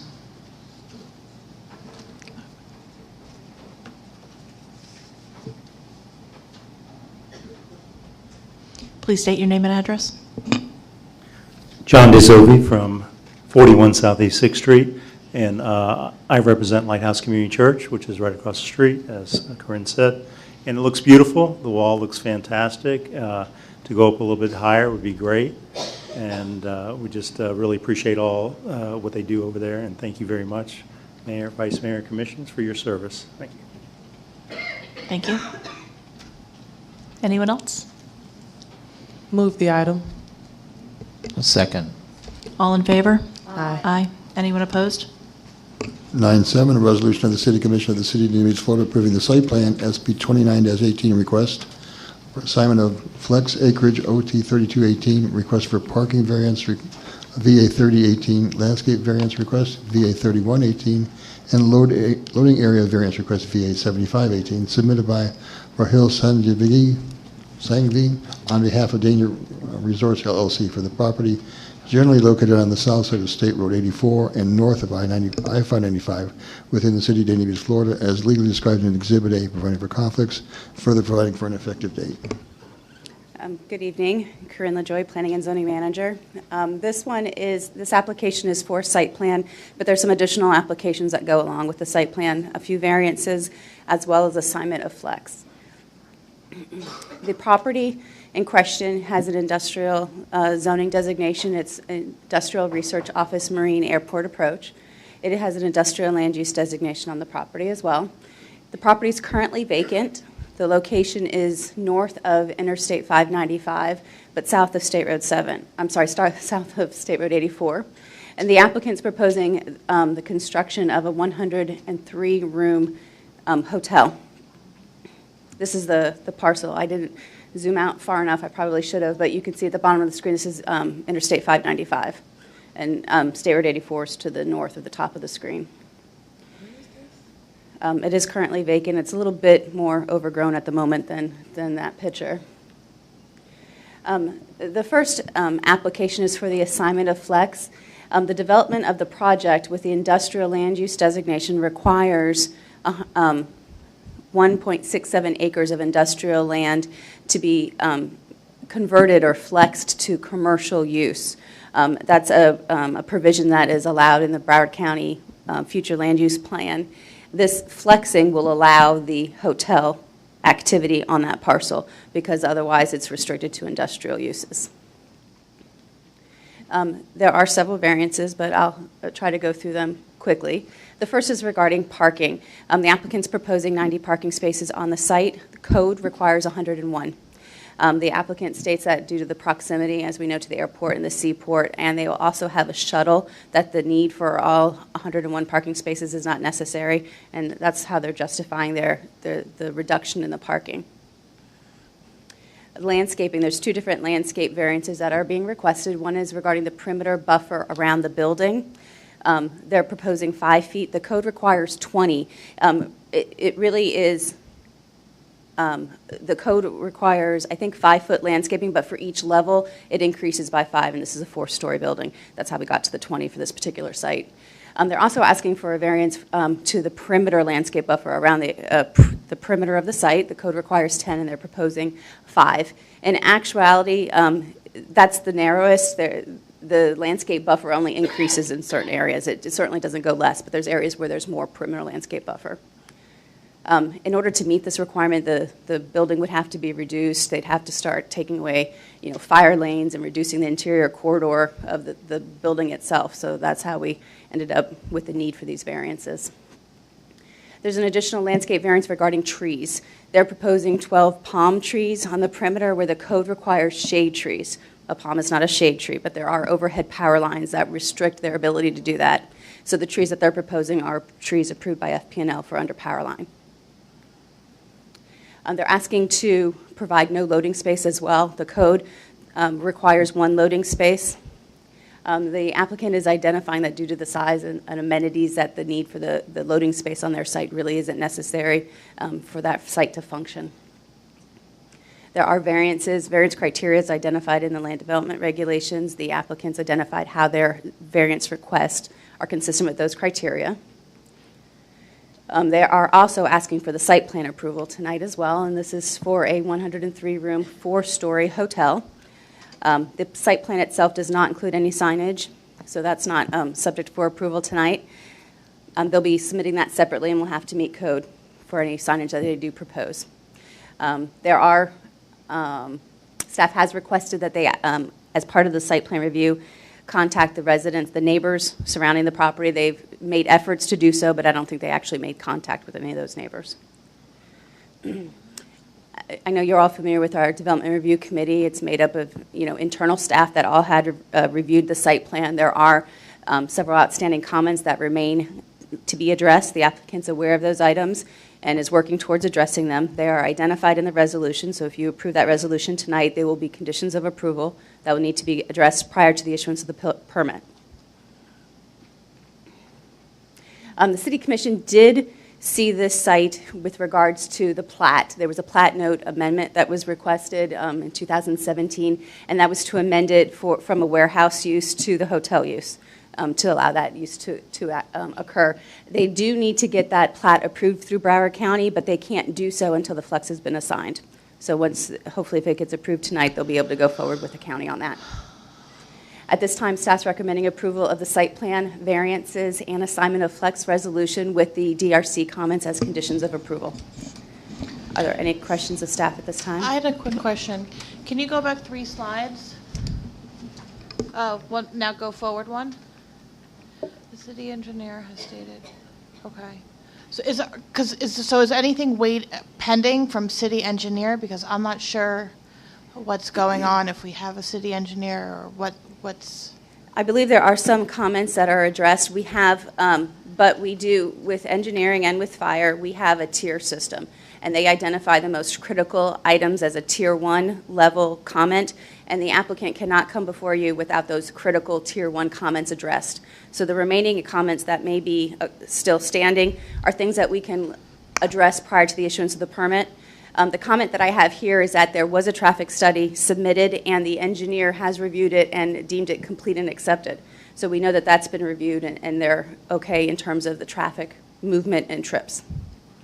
We do, and I understand kind of what you're saying, we do have an in-house engineer who's a contract employee who reviews our DRC site plans. In addition, we also have someone standing in for the city engineer. So our engineering Where did he go? Components, I don't have the answer to that, but I know that we have 2 engineers who work for the city who review our plans and projects. So engineering is still being addressed. City manager, where did the other engineer go? It's a current personnel matter. There's an investigation going on. So we're not going to speak about it publicly. Well, I don't want to get into the meat of it, just that, so we have the other engineer who can address anything that needs to be addressed, the other one. And What I've heard Ms. LaJoy say is that the application, everything in it's been reviewed by an engineer that's working for the city under contract. And is the other engineer going to be coming back on board? Or do we not know that because that's part of? Again, this is a personnel matter. Yeah. Maybe. No. Okay. No. All right, thank you. Commissioner Harris? So the issue is the variance on the flex units on the parking and an approval of the variance. Is that what we're doing here? Okay, so we have 5 variances. Right. 1 assignment of flex. Those must be approved in order for the site plan to be approved. Okay. So all of them kind of have to go together. Okay. I'm still kind of curious as to why maybe the applicant can speak to the fact that you want to build a hotel in the IROM AA, airport approach. What kind of hotel? Did we talk about this some time ago, what flag the hotel would be? Okay, come on up. Please state your name and address. Rahil Sanghavi, 701 Northwest 53rd Street, Boca Raton, Florida. In December 2017, we talked about it. This is the new flag by Intercontinental Hotel Group, Avid Hotels. Avid? Avid Hotels. So it's a competitor of True by Hilton. And I also have a presentation if you'd be interested to see. No. Because I think if I remember the conversation correctly, it says it's not going to be another Motel 6 or anything like that. Correct. No, right? It's more upscale brand to, no, it is to upscale. bring up the quality of the. What's considered upscale brand? Upscale Holiday Inn Express. Like, I'm not talking about like. That's not an upscale brand. That's why I need to know. I mean, if you see Motel 6, I would say that's a budget sort of a brand. But then you have like Best Westerns, that's a tier up. Then you have Holiday Inn Express, that's like a more family-friendly hotel. Then you have like the luxury when you get into like Crown Plazas and Hiltons and like, the full-service Marriotts and things of that nature. I just want to know. And you're Avid saying is a new brand geared toward millennial travel and business travel with more amenities with Wi-Fi and hub centers and less event space. It's just basically all about the rooms. It's all about the rooms and the public spaces. It's like very vibrant lobbies, like big lobby, like a lot of like open space kind of a thing. It's so they're cutting out like a lot of like meeting rooms and things like that to accommodate like for a bigger lobby, sort of like the hub for people to mingle and like work together or something like that. So would that be comparable to like a Marriott Courtyard or something like that? Yeah, you could say that, or like a True by Hilton that this commission has approved. Like it's a direct competitor of the True by Hilton. Like I guess Hilton did something right, and then everyone's trying to jump on it. Or like the Aloft brand for Starwood. Yeah, exactly. Okay, gotcha. Yeah, geared to more towards the younger crowd, like very chic-looking furniture, like minimalist furniture and more high-tech amenities. Exactly, like Geared super yeah. fast Wi-Fi and like I think the television's going to be like a he works for the 55-inch hotel television industry. in there. I know. I So- get it. I mean, it's all about the millennials, so yeah, I get it. It's the new wave of travel. It is these the new days. wave. It Yeah, is. So. No, you're the hotel brand ambassador. You got it. Thank you. You're welcome. Well, we have to Okay. wait. This is a public hearing. Is there anyone here to speak for or against? Move the item. I'll second it. All in favor? Aye. Anyone opposed?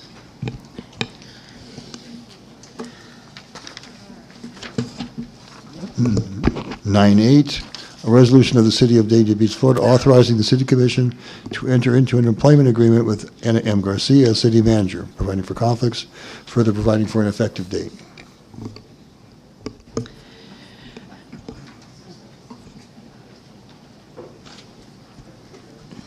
Well, first of all, this is a public hearing, so is there anybody here to speak for or against? Come on up.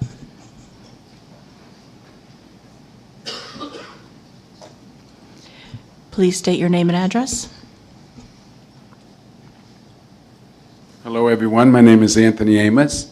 I live at 101 Southeast 3rd Avenue, Dania Beach, Florida. I'm a little concerned about how many applicants we had for this job. Do we know how many applicants we had for this job? Between the first go-round last year and this time, we had approximately 80 in How total. many did you interview? Only one. Out of 79, you only interviewed one? We actually, we interviewed before. There were 4 or 5 that were interviewed previously. Interviewed? You actually sat and Yes. talked to them? Interviewed. They didn't pull Public out. interviews. They didn't pull out of it? Public interviews, that was done with the first go-round on this. Reference on this lady. Did you go to their previous employees? Yes. All the cities that she's worked at? Did you get copies of her records? References were checked. I said records. Did you go and get public record of what her performance was at her previous jobs, her other ones? Yes, And did you see those? yes. You have a copy of those? It was provided to us, yes. Who provided those for you? We had a We have recruiter. a recruiter who A does all recruiter. that. A who recruiter does all the provided us background. with all that information and the references and all of that. So everyone had access to a plethora of information and had a good. Background check as far as All drugs, yes. all that stuff All was done? done. Who And it was did all provided that? to The all of us. city or The the? recruiter. The recruiter. And I guess we hired this recruiter? Yes, the city did. Okay. So you said that you did 5 interviews and you felt this one was the best, correct? Well, we haven't voted yet. Well, I know that, but you got contracts in the back already ready, so I guess you already made your mind up, correct? We Okay. actually, sir, just so you're aware, we did have Anthony, yes, I know. We did have a workshop on this previously. We interviewed the candidate publicly. Some people also interviewed her on one-on-ones. And we had a workshop that took place on the February 13th.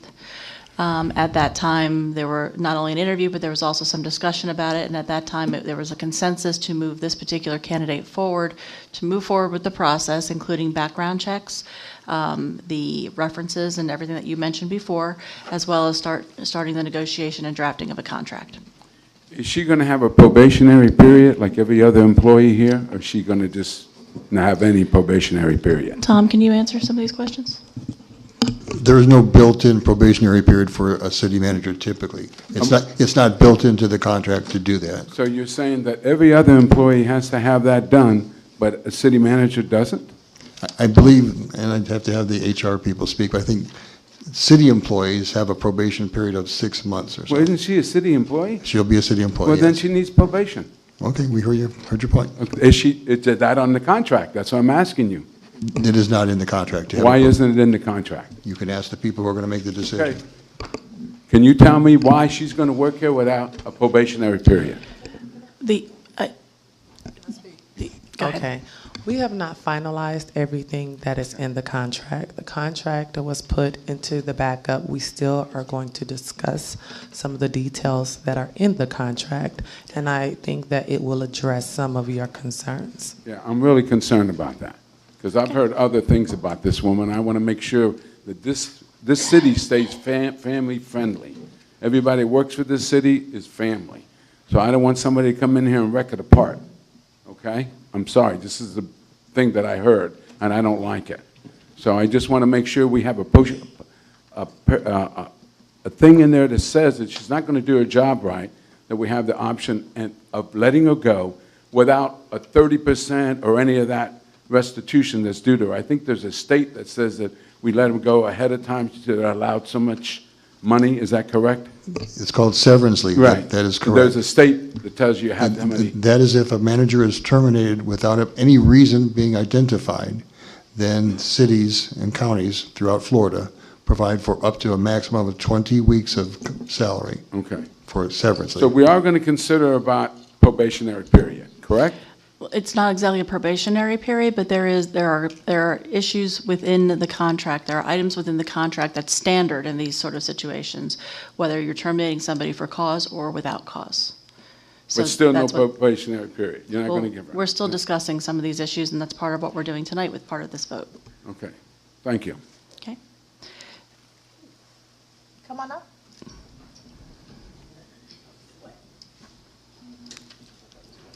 Please state your name and address. Good evening, my name is Mark Cameron, 12260 Northwest 21st Court, Plantation Acres. I've dealt with these type of situations before where innuendos and things said set the wrong tone, and people who are not privy to a person's qualifications may come up with the wrong idea. I had a gentleman who worked for me many years ago. He was my sign salesman. He became the first black mayor of San Diego County. Everybody said because he was a salesman, he couldn't do a good job as mayor. And he did a very good job until he went against the citizens and started dealing with the contractor, the developer, where he sided with the developer and went against the citizens, what the citizens wanted. All I'm saying is that you have already vetted persons. When you get to a point of being a city manager, there's public record on their work, what they've done. And that is what you take into consideration, not innuendos or hearsay. You guys have the facts, and I think based on the facts, that's a criteria for making a recommendation on somebody's job. Thank you. Thank you. Commissioner Brandemarty. Gee, you're psychic. Well, no, you hit your button, No, so there's nothing here. it's lit on my end. Okay, good. Then I will talk. First of all, a lie was just told to all of you, and I'll straighten it out right now. I want to explain to you why, when you hear my vote tonight, it's going to be what it is. Improper procedure will cause me not to be able to vote for this candidate. And I want to tell you something that happened. We were all given 78 candidates by the person that we hired. 35 of them were brand new. We interviewed none of them. 43 of them were from the last go-around. One was only interviewed. So to whoever that guy back there is, that was a total lie told to you. We did not, and I repeat, we did not interview any but one candidate. We were asked to present 3 names at a meeting here on who we'd like to see be interviewed. The headhunter, as they called this woman, gave each of us a book. Here's the book with 6 names in it in January. Following receiving these books, in February, I received an email saying that the candidate that I chose could not run for personal reasons, if she was sick or somebody in the family, whatever it was. And not only that, but 2 other candidates pulled out because they got another job. So we were down to 1. We were down to 1. I called the headhunter back and I asked her that since the one that I picked was out of the picture, I would like to replace her with another candidate. I'm a commissioner, and I asked that. I got nowhere. I even named the person, all right, which I will get to. So draw your own conclusion on that. I also called our own city attorney, and I asked him to poll these commissioners seated right here, or can we have a special meeting to discuss this, because I did not want a one-man race or having no one to compare the one candidate's answers to. That made sense to me. That too did not happen. That's amazing when a commissioner gives a recommendation and the people that work for her don't even follow through. When our mayor asked Renee if any of the other candidates qualified. If I'm not telling the truth, Mayor, at this moment, I would like you to tell these residents. You did ask her if any of the other candidates qualified. And what was her answer? I don't believe that was my exact Well, wording, but we regardless got- of that, I'm going to let you go ahead and finish your Go statement. right ahead. We have Mr. Schneider there who has the minutes of the meeting. When the mayor was asked if Renee, if any of the other candidates qualified, she said no.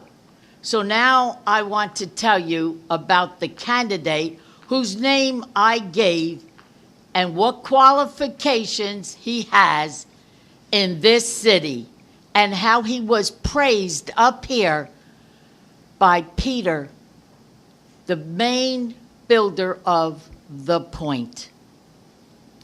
Jeremy Earl, a black gentleman, is the name I gave to the headhunter. He didn't qualify. Well, let me tell you something. Jeremy Earl, most residents know him. He held a position in Dania Beach that is a city manager level position as executive director of the Dania Beach Community Redevelopment Agency. That was his position, and that is a city manager level position.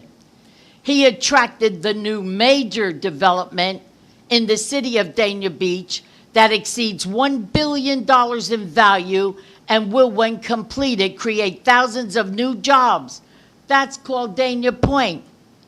But this man wasn't qualified. Draw your own conclusion. He created the Dania Beach CRA, Urban Policy for Community Health, by creating the program, as you all know, as the Patch. And I want you to know it's an award-winning patch. But he don't qualify.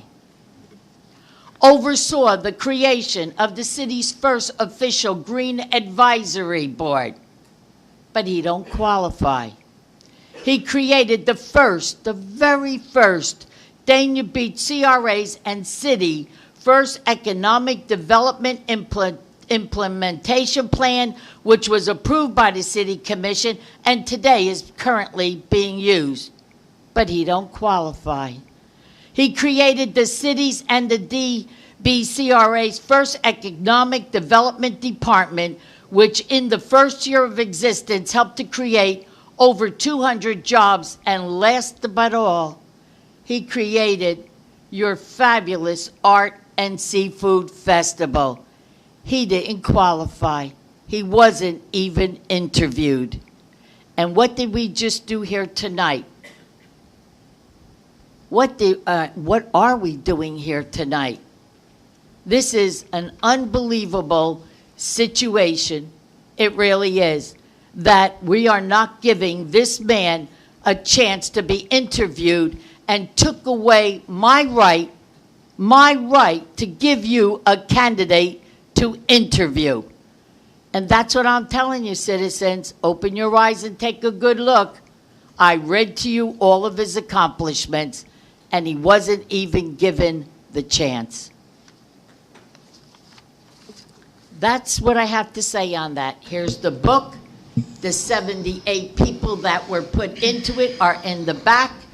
35 only were new candidates. They are not being interviewed. Thank you very much. I would like to address this at this time. I will agree with Commissioner Brandemarty in that it would have always been better to have more candidates to interview at this particular time. However, there were several candidates that were interviewed last year as well, that is something to compare this particular candidate to. In addition to that, when we did have our workshop, there was no limitation as to how many candidates each of us could choose to interview. I myself brought up another candidate to add to the list, as well as a second candidate that I wanted to add to the list that nobody else wanted to add simply because he was not going to be available for several months, and we wanted to try to have somebody in this position sooner than that. So we did not add him to the list. We ended up with only 3 candidates from this latest pool that we decided were the ones that we were interested in and the ones that we wanted to interview. Again, there was no limitation placed on anyone as to how many candidates they could select to interview. If somebody wanted to choose Mr. Earl at that time, anybody on this dais could have chosen him. Commissioner Brandemarty chose one candidate. I believe Vice Mayor Odman chose another candidate, and I chose the third candidate and potentially the fourth candidate that was not added. My comments at that time, and have always been, that I felt that all 3 of the candidates that we were going to interview were qualified, eminently qualified for this position. Probably more qualified than any of the candidates that we have seen yet for this particular position. And I personally thought we would be in very good hands with any of those 3 candidates. Unfortunately, one of the candidates, or fortunately for her, but unfortunately for us, took a job with the city of Delray Beach. The other candidate, which was Commissioner Brandemarty's candidate that she selected, dropped out for personal reasons. We still had a very qualified candidate, which is why we're here tonight at the point that we are. There's no reason to exclude that very well qualified candidate simply because she's the only candidate remaining who was left to be interviewed at that time. The question that was asked of Renee was not whether or not any of the other candidates were qualified, but whether or not we actually missed anybody, if we overlooked anybody that we needed to speak with. And I too had a separate conversation with Renee, our recruiter, by phone, asked her in advance of the meeting the same sort of questions. Did we overlook anybody? She gave us 6 names that we could choose. We only chose 3. So that's where we are at this point. By saying that this is a one-man race is not really fair, not to the whole process that we went through, as well as not to the candidate herself. She has not only been interviewed, but she also competed on paper because we selected her as one of the candidates that we wanted to interview. And that's something that we need to remember. It's important to remember that we're not just looking at the person when we see them here in person, but we're also looking at their qualifications. Background checks are done, references are followed up on. And there's a whole series of things that are done in order to vet these candidates. So that being said, and I've actually received several very positive comments about this particular candidate. I've received an email from a resident who was also familiar with this particular candidate and had all good things to say about her. I've heard from various individuals who have worked with her in the past, not only in the city of North Miami Beach, but in other locations as well, who will continue to work with her because they work in organizations that she will be working with when she comes here. So that being said, I just wanted to make sure that the record was clear on that. Commissioner Brandemarty?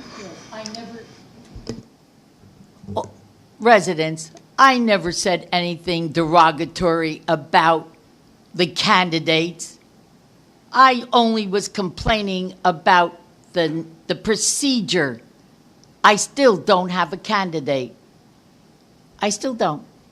I only said about the procedure. I never said anything derogatory about her, and she's sitting right here in the audience. And if I did, I would tell her to her face and not with you around. And you know me well enough. You know I tell it like it is, and I don't really care. I didn't say I can't work with her. I just said that I wanted the black man that I mentioned to the person to put him in. I don't like the way that went at the least. Again, this is a public hearing. Is there anyone else here to speak for or against? Please state your name and address. Lee Daly, 5451 Lagoon Drive, 33312.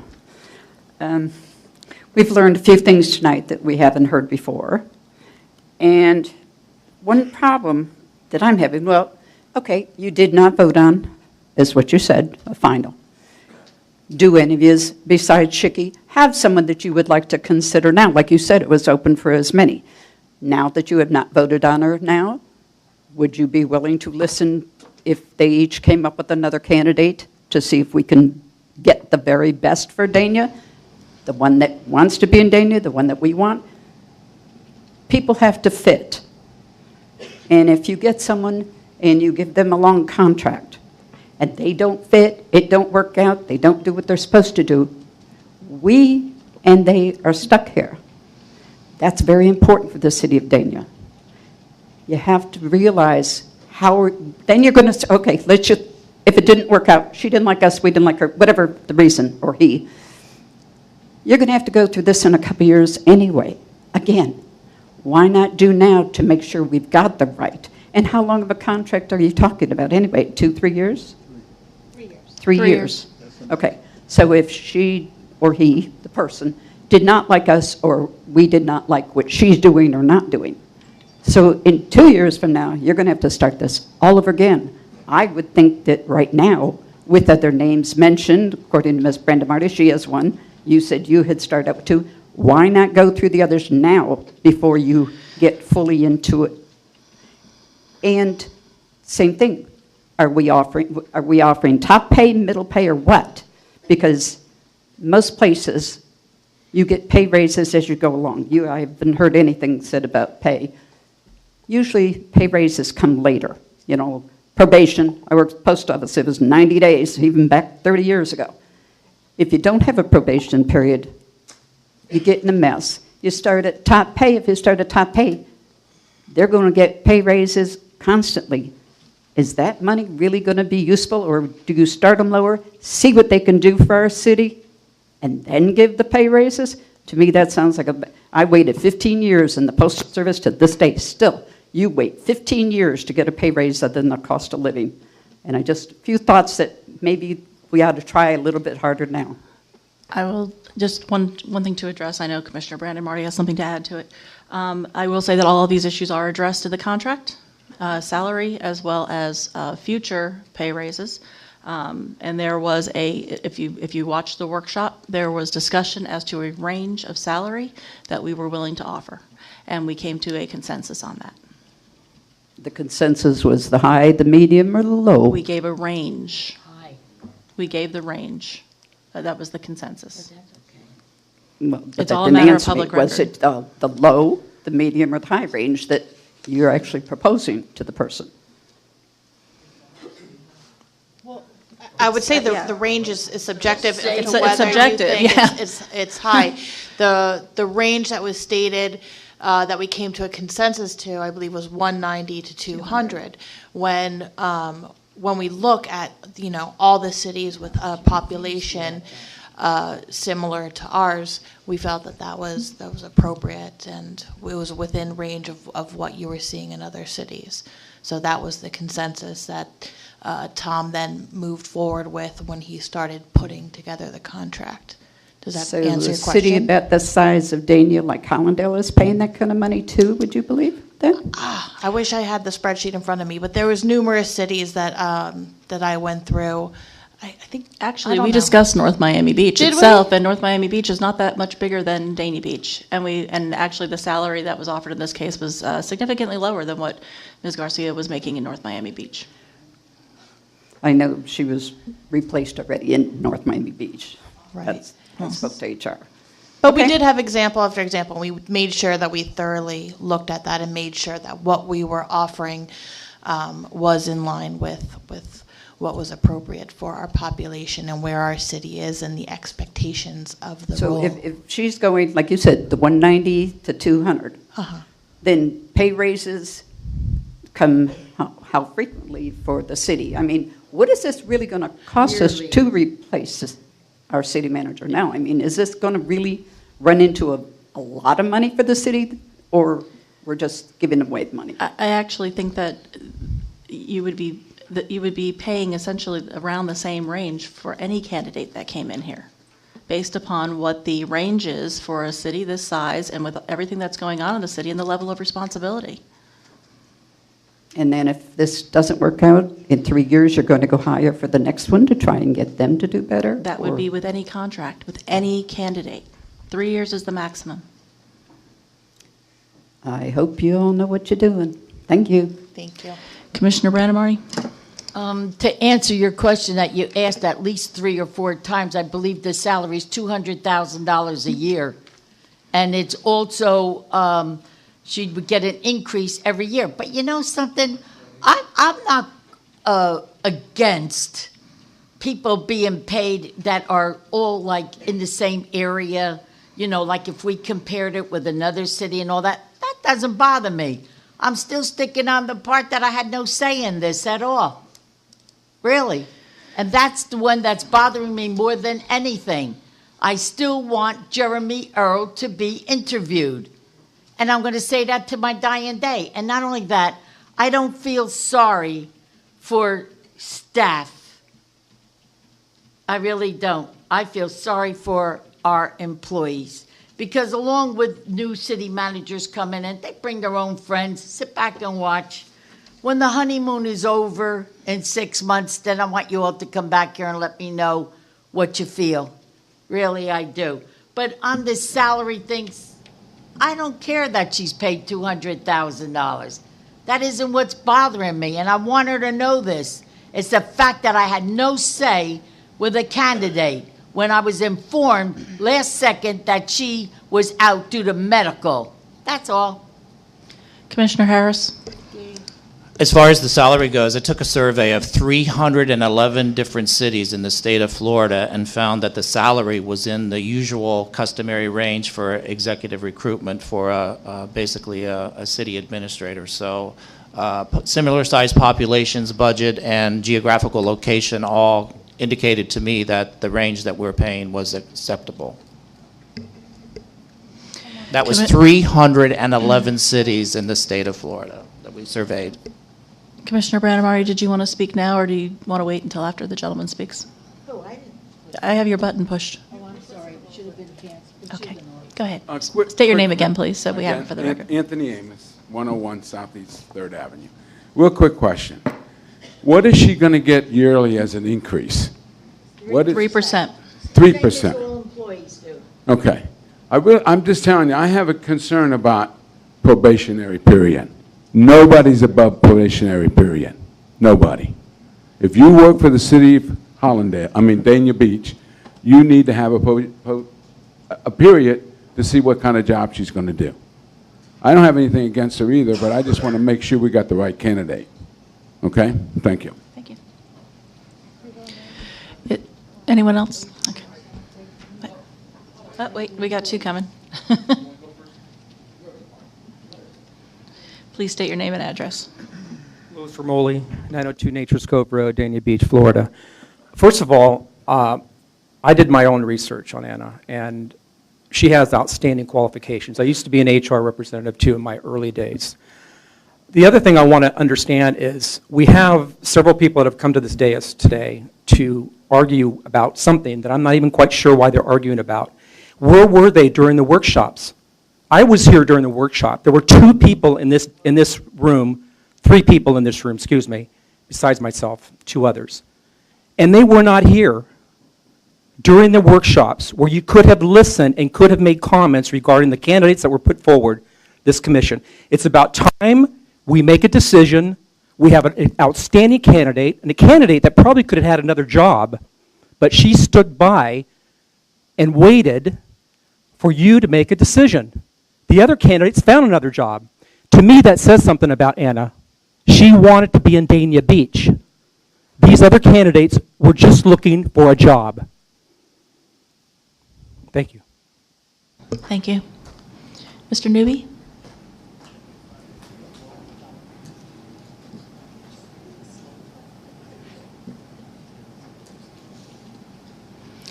I know you know the drill too, but please state your name and address. Good evening. David Newby, Jr., 401 Southwest 12th Avenue, Dania Beach, Florida. My question is, first of all, has this person been hired? We're here to vote about that, about the Okay. contract this evening. And the other thing is, I'd like to say, I say ditto, ditto, ditto to everything that Commissioner Randall Marty has said about Jeremy Earl. I think he's worthy and well qualified, and more than worthy and qualified to be commissioner, city manager for the city of Dania Beach. He brings a lot to the table, and I'd like to ask that the commissioners, that you all go back to the table, have a workshop, and work it out, and re-interview or interview, bring other individuals to the table, interview them to see if they're worthy and well qualified in order to sit in that seat. And that's my comment for tonight. Thank you. Thank you.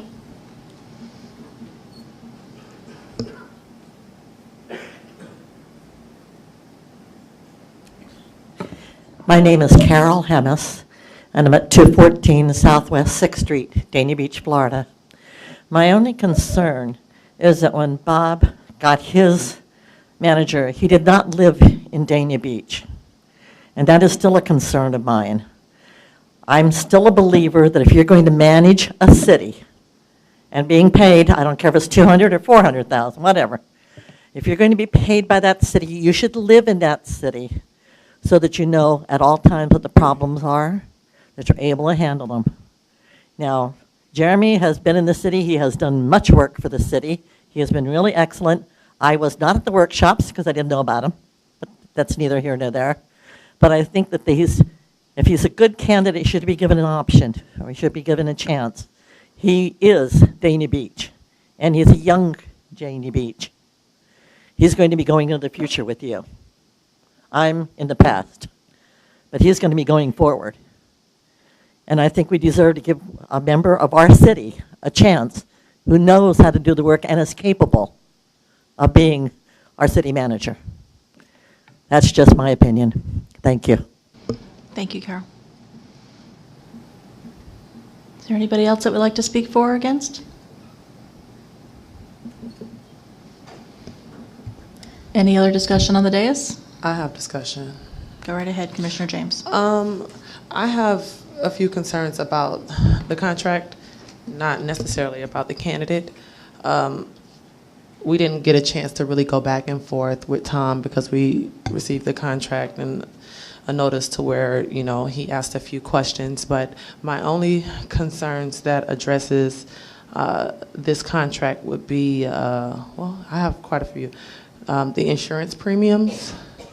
I'm not comfortable with the city paying the insurance premiums. I just feel like the person making the least amount of money that works for the city has to pay their insurance premiums, and so that's one thing that I'm not comfortable with.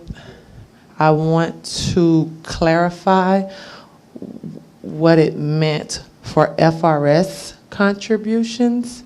Does that request mean that the city would pay what the city manager would typically pay and what the city pays as well. I wasn't sure about that. Tom? We might want to have the finance director, just understand the numbers. I don't understand the numbers. I understand your question. I think the answer is yes, the city is paying all the premiums for. So it will be double for what? Am I right, Ms. Satterfield? If you could just clarify. What do other city employees pay, department heads pay for FRS? Nikki Satterfield, Finance Director for the city. The request in the contract negotiation was for the city to pay the required employer contribution for the city manager, which is a senior management level position at the department head level, which is what we would have to pay. The only additional request is that the 3% employee contribution be paid by the city. So the city would be paying double? No, we would pay. We would have to pay the employer contribution, no matter who you hire if they're in FRS. Okay. The additional request is that the 3% employee deduction that would normally come from the employee, that the city pay that on behalf of the city manager. Okay, so I'm not comfortable with that either.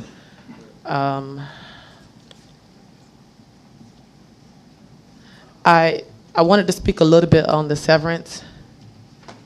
While I know that Mrs. Garcia is very much so qualified and she did compete to get where she is now, I'm not comfortable giving the maximum of severance, like the date of hiring.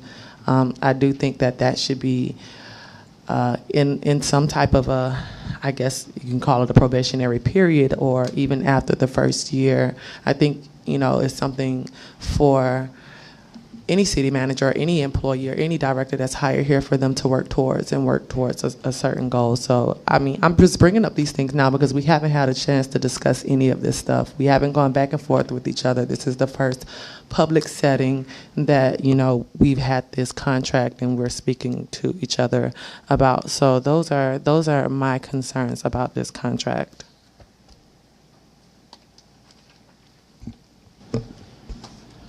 Anything else?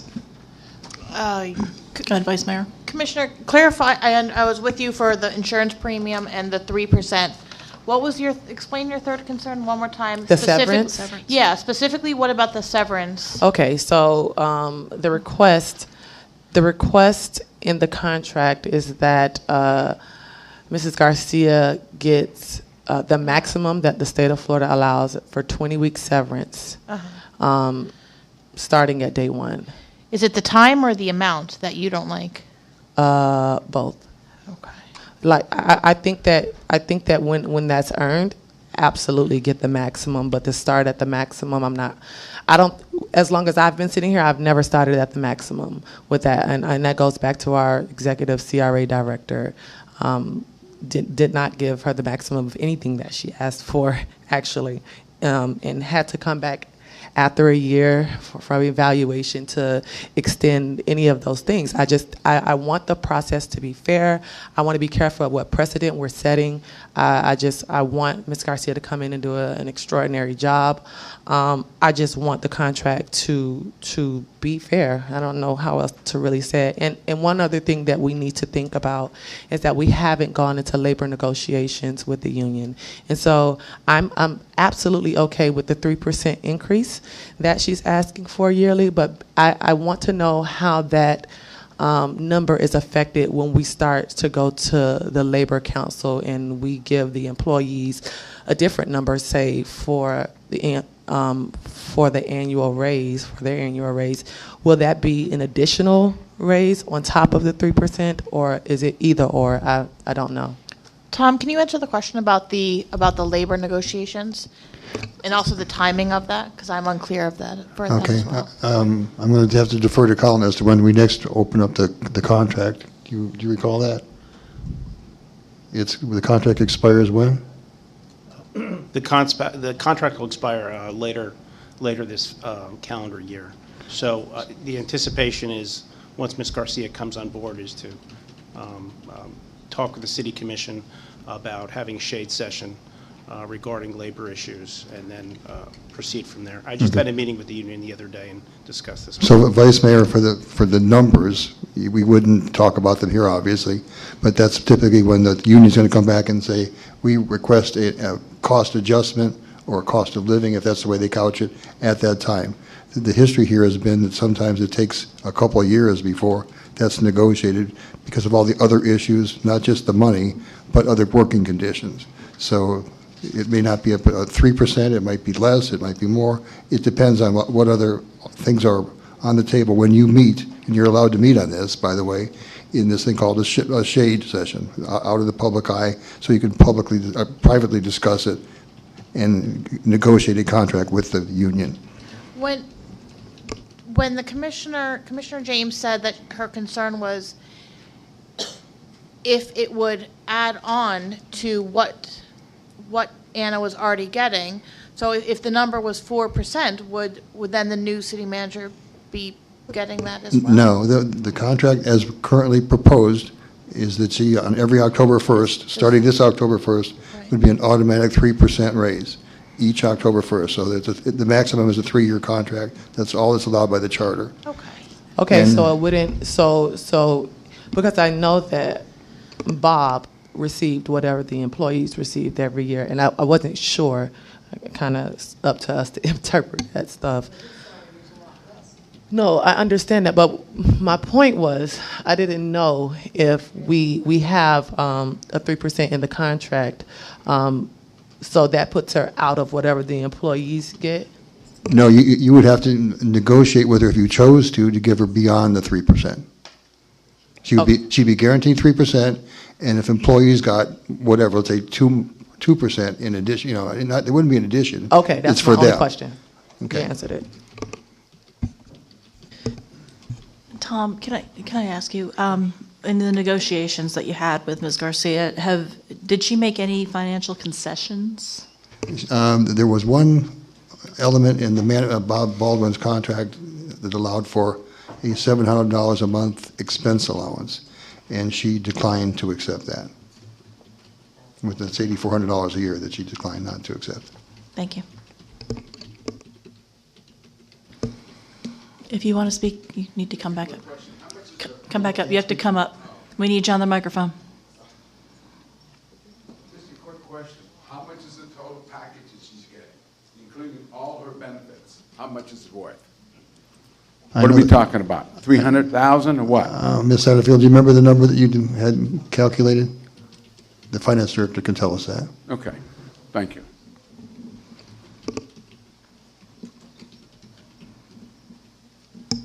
The total proposed compensation package, including salary and related benefits, FICA, Medicare, health insurance, and everything, is $298,883. Could you also give us the number for what the previous city managers was? The previous compensation package was $264,333.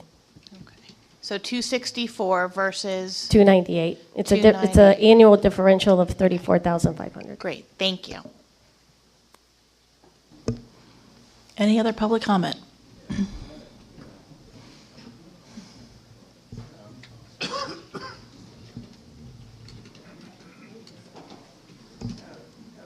David Newby again, 401 Southwest 12th Avenue, Dania Beach. I'm kind of confused. I think I asked the question when I came up the first time, if this person had been hired already. And what I'm hearing now is when her severance package and all of this about what her package is, I'm getting the impression that she's already been hired. So She was moved forward to do negotiations of the contract. That's what we came to a consensus on during the workshop, was that we were moving the process forward to present a contract and negotiate it so that we could then vote on it. okay, so my request or suggestion in my first earlier comments was that there'd be another workshop to bring back other candidates to be considered. So where are we with that? Is that a possibility? Well, let's hear it, Commissioner. Is it a possibility? We really, Yeah. That's not what, we're not gonna do cross-talking. If you have something to say, you need to come up to the microphone, state your name so that you can do Okay, that. so can you answer my question then? So is that? We are here. Is that a done deal? or- We are here for a specific agenda item, that is to discuss this particular contract, which is what we are here to vote on, yes or no, on that contract. Okay, so has a decision been made? Decision has not been made as of yet. I would like to address you, Dave. Go ahead. You and I sat for a long, long time on the pension boards. And whenever someone was brought before us, you and I were smart enough to know it's over. And I'm telling you, it's over. Okay? You're hearing it right from me. It's over. No, Jeremy's not going to get a chance at it.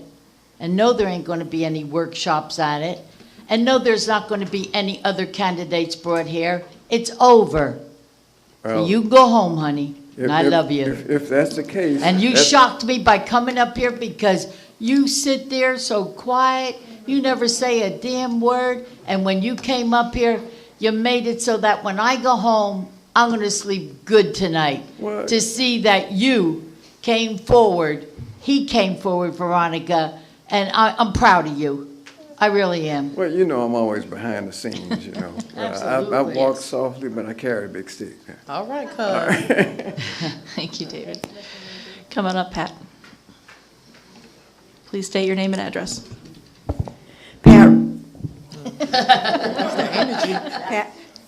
Pat, is that okay? Pat Wright, 4391 Southwest 34th Lane, Dania Beach. I agree with Commissioner James, James, about the, the insurance, and there was something else you mentioned.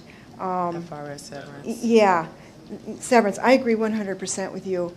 I mean, there's always a trial period. When my husband's get hired with different companies, he's a civil structural engineer, there's always a trial period. And as far as getting, being hired now and then getting, whoever you hire, and getting a pay raise again in October, I mean, don't you have to wait a year?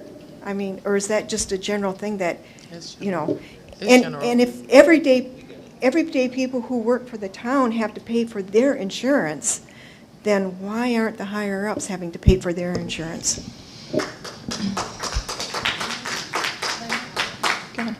Vice Mayor, go ahead. They don't understand English here. Okay, and It's over. it's, Jesus. well, since the call for it to be over, no, just kidding. I'd like to make the motion to accept the contract as is for Anna Garcia and move forward. That's my motion. I'll second it. Please call the roll. Can we have discussion? We can have discussion. Okay, great. Listen, I want to accept the contract, but I want it to be fair. And I would hate to vote against a contract of a well-deserved person because we haven't even compromised on this dais one bit of any of the concerns that I at least brought up. It was like I just said it and it just went through one ear and out the other ear. And I'm definitely not comfortable with some of these things. If we could somehow, some way compromise or work this out, I'm definitely, I don't know how to go about doing that. I don't know if we can accept with stipulations. I don't know how Ms. Garcia even feels about any of the things that I am uncomfortable with. But that's really my discussion. I really want to see if there's any budge in any of you to compromise some of these issues because we have to look at how it looks to the people making $20,000. I hear you. I apologize for making you feel, if you felt that it was in one ear, out the other.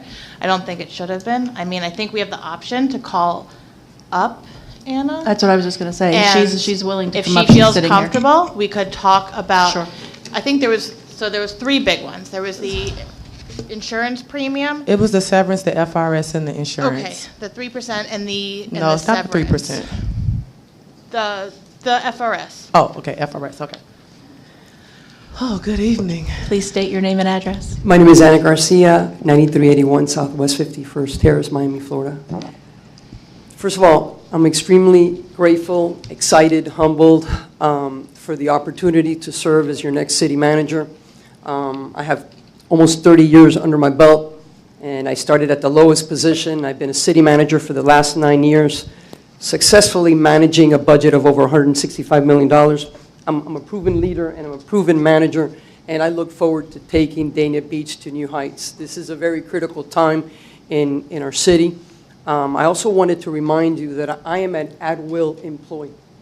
Whether it's a 3-year contract or a 2-year contract, at any moment, you guys are dissatisfied with my work, and you can fire me.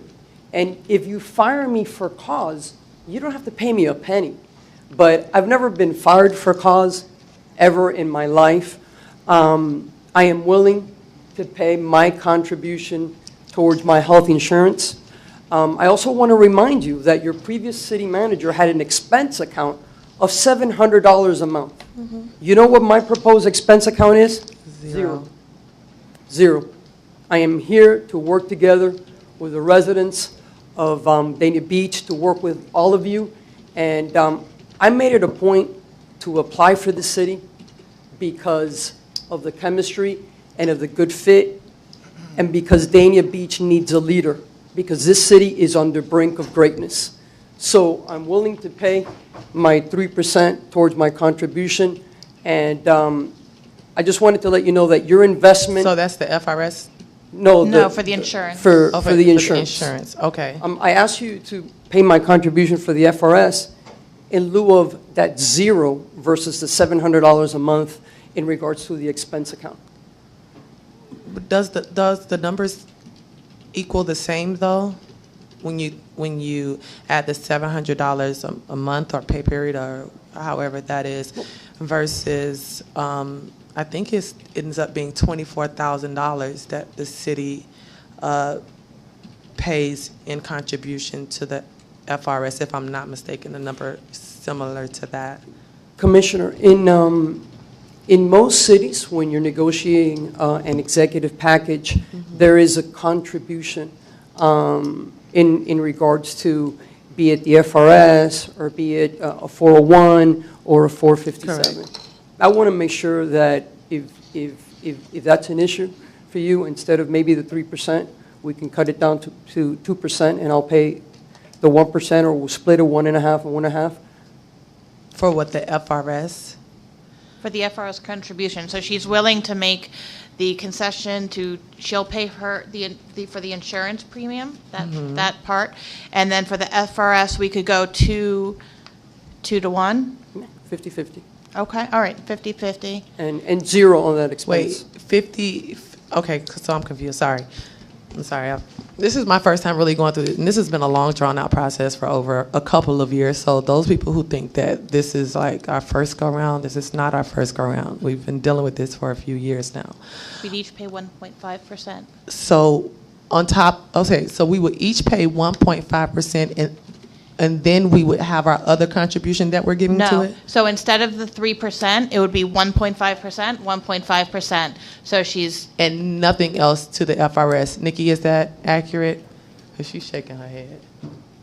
Uh-oh. Nikki's laughing. I don't know if that's a good sign or a bad sign. No, I don't understand this. I just want to make sure. There's two parts to the FRS, okay? There's the part that the employer is required to pay into the FRS plan for all the retirees of the entire plan, as far as what the liability is for the plan, just like we do in our own old pension plan. Correct. That percentage has to be paid by the city regardless of what the employee contributes. Correct. Current FRS rules state that the employee would typically contribute 3% of their pay. That's the additional amount that I think we're discussing here. We still have to pay the employer contribution, which is currently for senior management level 24%. That you have to pay no matter what. The 3%, I think, is what Anna is suggesting that you do a 50-50 split on. Okay, so it'll be the city's contribution plus Plus- paying half of her contribution. Half of her contribution. I think that was what was what was being discussed. I also want to clarify real quick, we were talking about the health insurance. The health insurance is not 3%. The typical I don't know insurance, why it's an that- 85-15. Right, it's Okay. 50, right. I understood that part. So could I amend my motion? Wait, or do I'm we not- need to do an all different one? Can I finish? Sorry, you go, keep going. Thank you. And about the severance, would you be comfortable with us putting you on some type of a probationary period before we do the entire severance of 20 weeks? I am so confident that you are going to be so happy with my leadership and with the way I work with the team and the way we're going to move the city forward, that I'd be willing to accept that challenge. Okay, I can So appreciate that.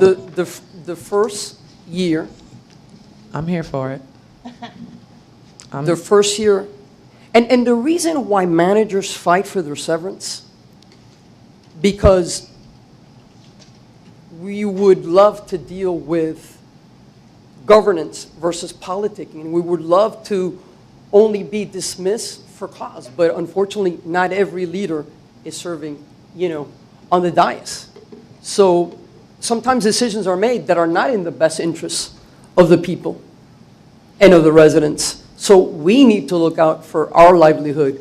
But No, I understand that. I totally understand. I don't think you're a horrible person for asking for all this quite naturally. I think if any one of us were going for a contract, we're going to ask for the most that we could possibly get. I mean, who wouldn't? It's just our job to make sure that we are serving our residents and making sure that we're making the best financial decisions we can for the taxpayer that's in the city. That's where my only concerns come in at. without a doubt, if within the first year of my employment, you want to fire me, remember, when you fire me for cause, you don't have to pay a cent. Correct. So it's all, somebody can wake up one day and, we don't want to deal with Anna anymore, regardless of the job that I'm doing. So that's why I agree. the severance is in there, to be fair. And if I sell myself short, I'm selling short the position of city manager. So that to me is something that I feel that's extremely important, because if I'm not doing my job, you can fire me. Right. So are you comfortable with the first year being like a probationary and half of the severance, so 10 weeks, and then after the first year, you can get the 20? I don't think we call it probationary, but if after the first year you want to fire me, and instead of giving me 20 weeks, you want to give me 12? 10? 10, sold. Okay, yeah, I think, I know that's not really like probationary, but I think that is sort of a probationary period, because, those weeks turns into dollars, and it's something to work towards, and you're going to be tied to evaluations, and I'm very thankful that you came to the meeting. I don't know if I would have signed up to come to this meeting today, but I'm very thankful that you did show up and come to this meeting, because if you weren't here, you couldn't speak on this behalf, and we wouldn't be able to have a mini workshop right now, and so all of my concerns, I guess, have been addressed. I just want to say to people, in the emails that I have received, I've received emails for and against Ms. Garcia, and this is what I say to that. Depending on who you call at City Hall or who you ask in this audience, they're going to have negative things to say about me, and some people are going to have positive things to say about me. And when you're a leader, or when you work in leadership, you're not going to make everyone happy, and some decisions may make people uncomfortable. And I'm sure, like I said, if some people called around and asked about me, some people will say, that I might be rude, or I might be very upfront, or I might be aggressive, or whatever the thing is. But in that same manner, you can ask another handful of people in that same room, and they're going to tell you that I'm loving, that I'm compassionate, that I'm a hard worker, that I'm results driven. And so I just wanted to address those kind of concerns that we may have heard about Mrs. Garcia, to those that are in the audience, those who are watching. And I'm finished. Commissioner Brandon Marnie. Yeah, I want to address. All right. I want to address Commissioner James on her comments just now. You're going to hear this from me, and I'm a commissioner. We're equal, right? You were fabulous, Mayor. I want you to know that from my heart. And no, you weren't nasty. You just protected us from people that came into this room and tried to drag us down. You were there for us all the time. And if the residents don't put you back in that seat, they're out of their mind. That's what I think of you. Even though we're on different ends of this, you know it, and those two know it. I want you to know that I think you were fabulous as our mayor. Well, thank you. We had sort of a love-hate relationship, but it's more love than hate. I love you. Thank you. Vice Mayor. All right, well, since we're on this love fest, Please add to it. I am going to add to it. I really quickly, I want to say, I got you after. I got you after, Commissioner. 18 hours. 18 hours is what I spent on Ana Garcia. That's probably more than I spent on any assignment I ever did in college. So I consider myself an authority on Ana Garcia now. And the overwhelming amount of facts, not hearsay, not people's feelings on her, not their thoughts on her, the facts on her was astounding. And I think we did a one-on-one.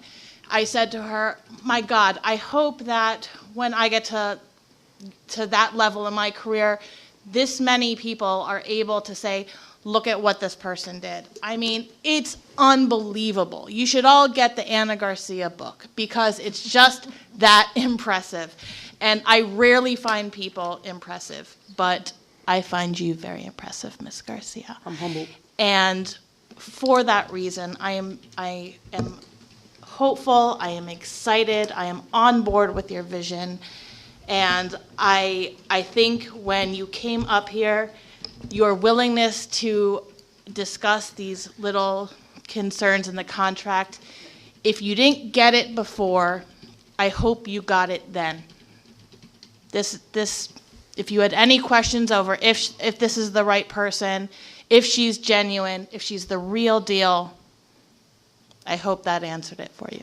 Thank you very much, Ms. Garcia. Commissioner Harris. Can we call the question, please?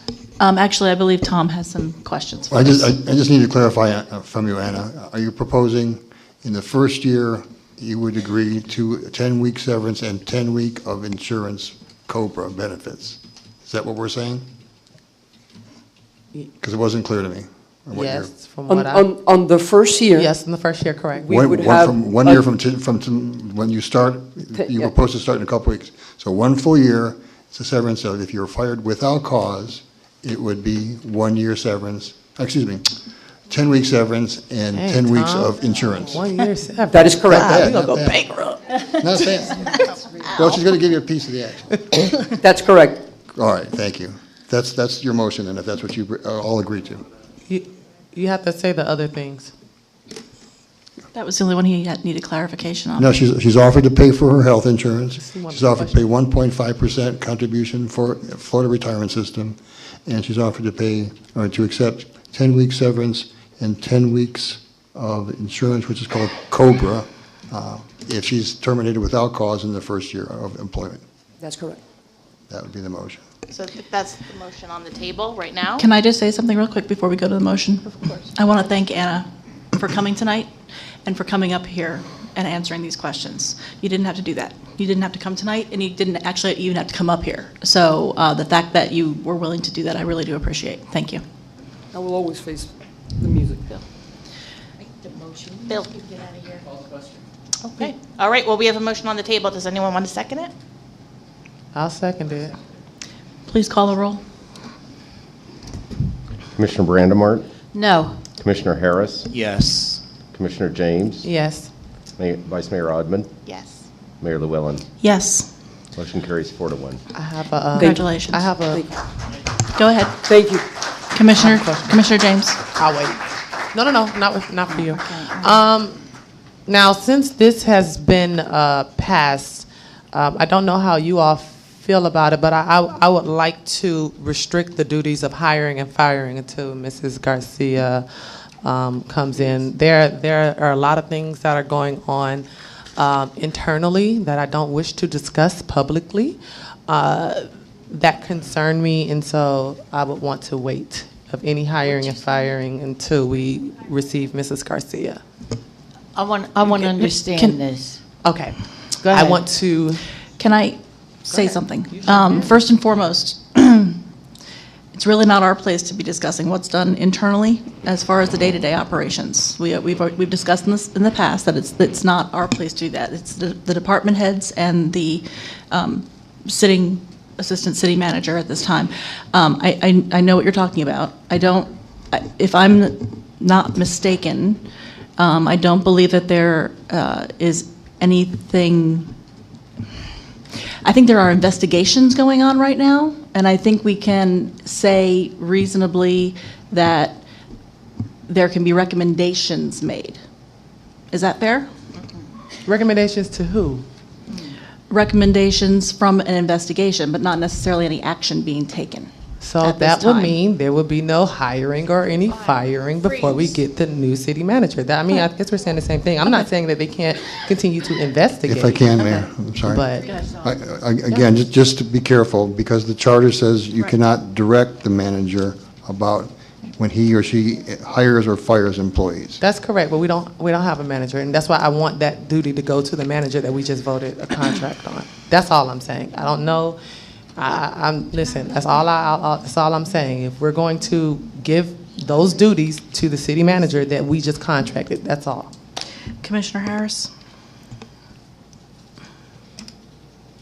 Oh, I just wanted to set the record straight about Commissioner Brandon Marte's interest in Jeremy Earl. From personal experience, before I was elected, and Mr. Ramoli could tell you as well, that we participated in a $25,000 facade improvement program on the building that we own at 29 South Federal Highway.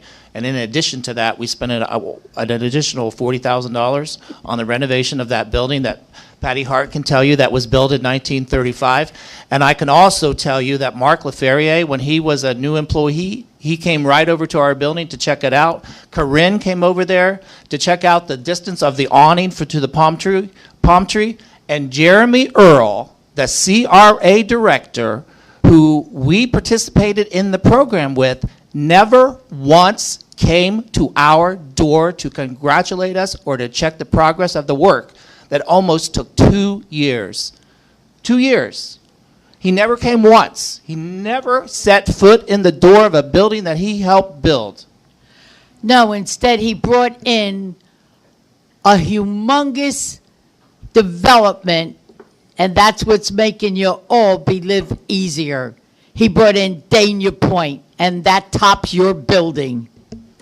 Well, that was pretty rude what you just said, because owning a building in a city is a pretty remarkable accomplishment from somebody that comes from very humble beginnings. And I'm not going to debate this with you anymore, but I beg your pardon. I'm not, Chicky. Yeah, we need I'm to. not. Can we tone it down on both sides? We give facade improvements to every single building in the city when they apply for it. We fix the front of their buildings for them, and we give them $25,000 towards any renovation. CRA is right there. Ask her.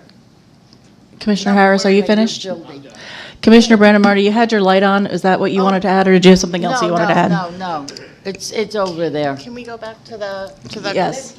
So Let's go back to it. Are we able to? Okay. Can I? So I'd like to go back to the freezing on any hiring and firing. Well, perhaps we need to ask legally if that is something that we can do. Legally, if I wanted to make a motion, Tom, can I make a motion? You can request that, but again, the charter is very explicit that no commissioner may direct the affairs. The manager hires and fires all city employees. But there's- That's a Correct. charter provision, by the way, that's But we in do until- every charter in Broward County. Correct, so is it, so. You're requesting that things be put on hold till then. That's a request, and that can only be considered, but again, the acting, he's not the acting manager. The assistant city manager is serving in the capacity, as we know, as the manager. He's heard what you had to say, and that's going to be his decision, but it is his decision. So I can't make that motion? No, you can't. So we because can't it's- give the duties to the person that we just hired? She's not hired yet until March 13th. Is there a different Okay. way I can accomplish what I'm trying to accomplish, Tom? I think the people on the dais have heard what you both have to say, and that will be taken into account, I'm sure. By the acting city manager? He's not acting, he's, By the acting, By the assistant city manager. city yes. manager? Yes. Okay, well, I'm sure, I'm fine with that, long as I said that publicly, and the city manager that's coming in heard exactly what we said, and the assistant city manager heard exactly what we said, I'm all right. I mean, it's nothing else I could do. I can't say, the person who we just had a 4-1 vote for, we're gonna give you the duties of things that's been going on for over a few months that we don't have a resolution to yet, and I don't want any type of resolution to be made in the next 2 weeks when we've been going through this for over 2 months. I mean, I think that's fair. So if there are decisions made outside of that, you all deal with that then. okay. Commissioner Brandamari? Yeah, well, I think the hiree heard what was said up here, and we're covered by if a firing of a person, you still got it. I don't know how many votes it would take to fire this person because I really didn't read the contract. So I'm asking the question, how many votes does it take? 4. You still, why don't you drop it to 3? Huh? No. It's not in the charter, but generally it's 4 in, 4 out. It's the same going in as it is going out. In a contract, you can choose either 3 or 4 for termination without cause, but it currently is written at her request for 4, which is not unusual. Well, I wouldn't want to change it to 3. We have elections every 2 years, Yeah, and somebody that's could wake up bad and have a news bad for the day, and then candidate there. Anna be out the No door as good. quick as she got here.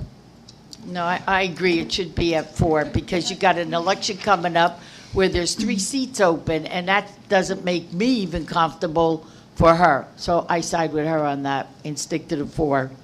There you go. Okay. Anything else? Okay. Next is discussion and possible action. Number 1, City Business Directory, Vice Mayor Odman.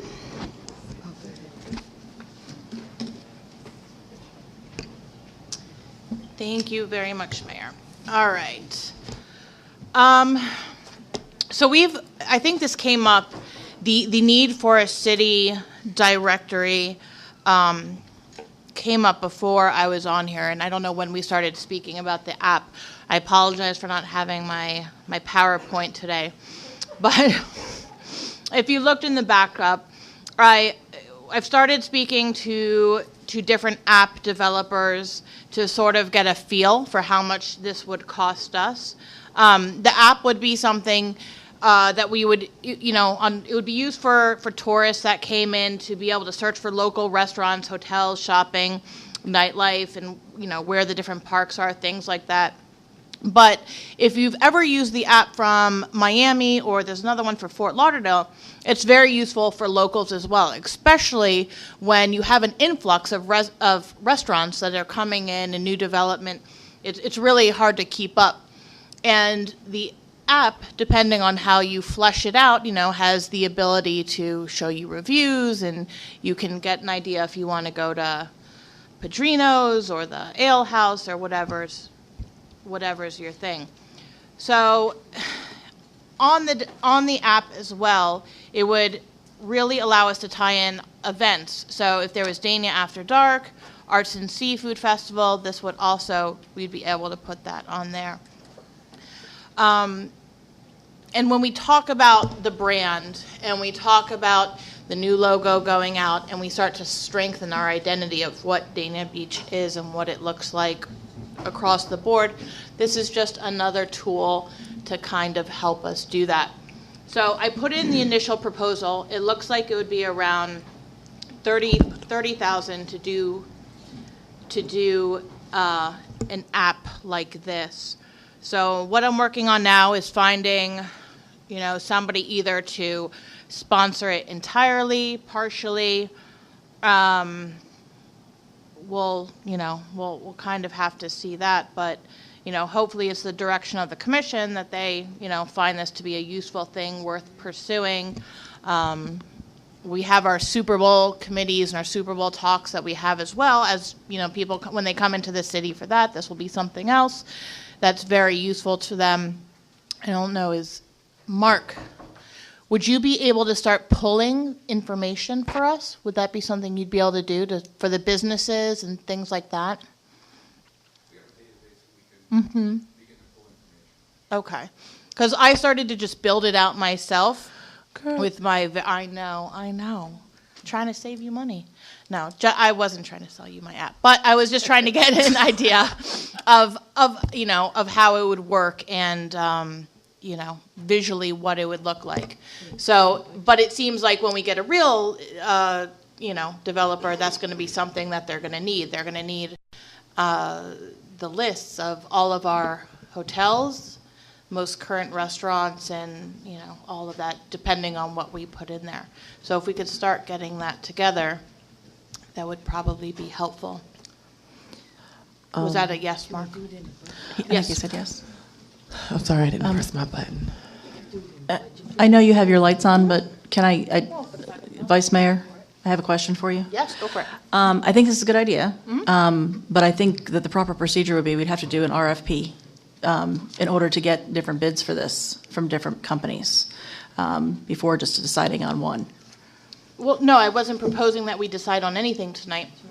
I was just showing you what we're looking at finding, either sponsorship for, or you'll see it. If not, then you'll find it, I'll be bringing it up around budget time to see if we can do it that way. Okay. The reason I had this person put this proposal together is so you can see, I didn't realize quite how much an app entails. You don't just, throw that bad boy together unless you're me. But if you want it done right, you get somebody to do it, and that's why I put the proposal in there, so that you could see the breakdown. Why does it cost $30,000? What are you paying for? So that's what that was for. Commissioner Harris? No, I think an app is a really good tool for visitors as well as the locals.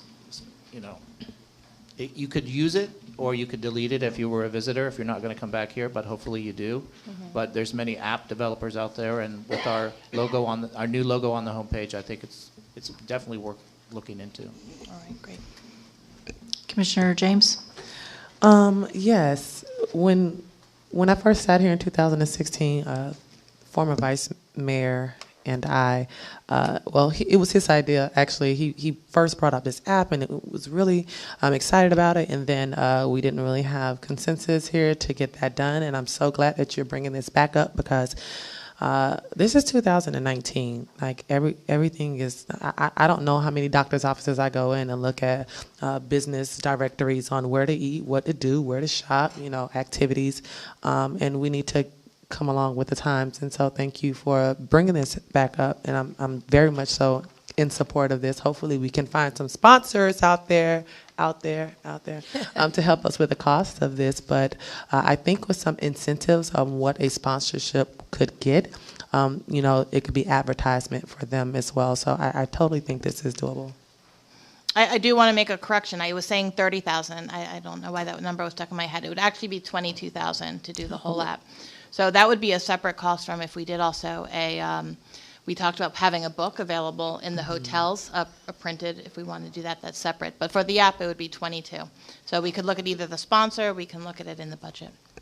Commissioner Brandemarty? Yeah, Vice Mayor, can you also incorporate in that the brochure that we were planning on maybe asking the hotels to put in as far as what they feel about our city and all that? Can that be part of that? Yeah, absolutely.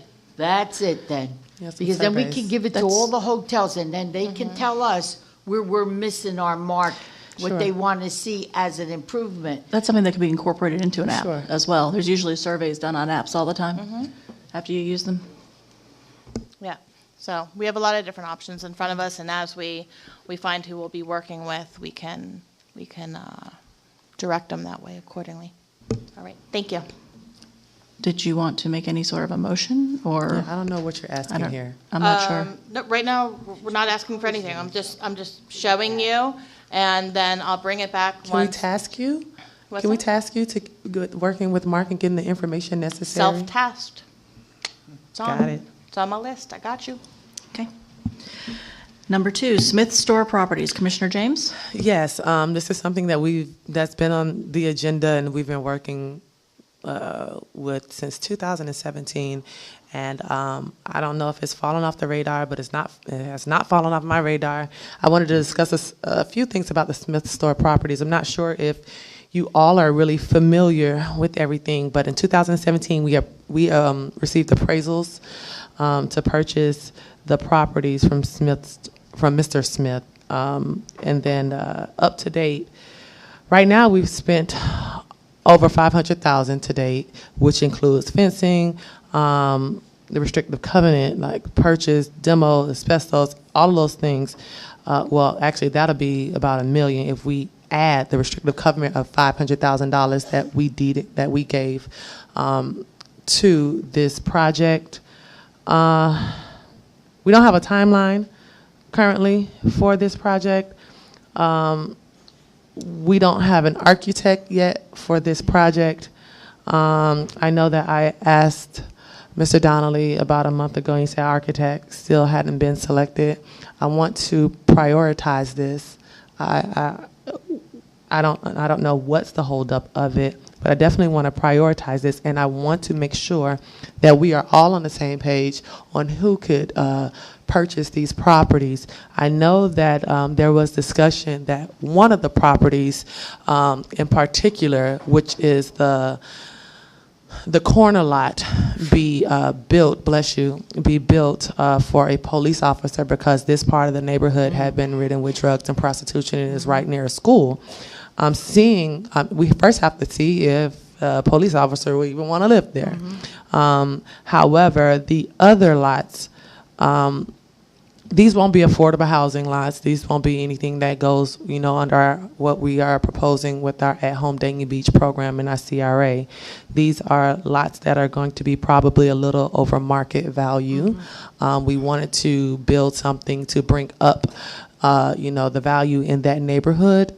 And I just wanted to make sure that we are not saying that the only other people that can purchase these properties are educators, because that was a comment that was said to myself when asked about it, and said that that was what the commission had directed. And that was never what I felt. I feel like whoever can afford these properties, or whatever process that we decide to put into these properties, that we don't just restrict it to educators, because you have people that are more than educators that make a great living. You have people that work in the health industry. You have people that work, in the law industry. And so I just wanted to hear your thoughts on this, and I want to be able to have a deadline or a timeline on this, because it's been too long. Commissioner Brandon Marty? Yeah, Commissioner James, you're absolutely right. And if we recall, when we were discussing the Smith properties and it was riddled with crime, we knocked down those buildings there. Okay, also we agreed that Commissioner Grace would be involved in what was going to happen on that corner there of those lots. And also we agreed that maybe one of those homes could be purchased by an officer, with the understanding, though, that he has to live there for a certain amount of years. We weren't just going to give him a good deal on a high-end house and just leave it like that. He also would have to agree to live there. Am I correct on that? I mean, I don't really know how to write that into along. But that's what but- the agreement was with Yeah, the we wanted, commission. Yeah. we wanted safety in that neighborhood because there were a lot of safety concerns and there are a lot of calls of service from BSO in that Terrible. neighborhood. So absolutely, we invested in this community to do the demo, to remove the asbestos, to sod the grass, the land, and I'm surprised Commissioner Grace didn't say something about that property, because that was her baby, and that was what she was interested in. Sure, yeah, so I just wanted some more direction on this because we have different people sitting here. I'm not sure if you all wanted to just restrict it to just educators. No. And so that was something that I really was concerned about, and I'm really concerned about when this is going to be done. Market rate, that was a good one, yeah. I don't have a problem with not restricting it just to educators, but I think the intent was initially to make it housing, workforce housing, or better even, for people in the education industry. I'd like to see it be a priority, that it be educators or even somebody in the healthcare industry or something to that effect.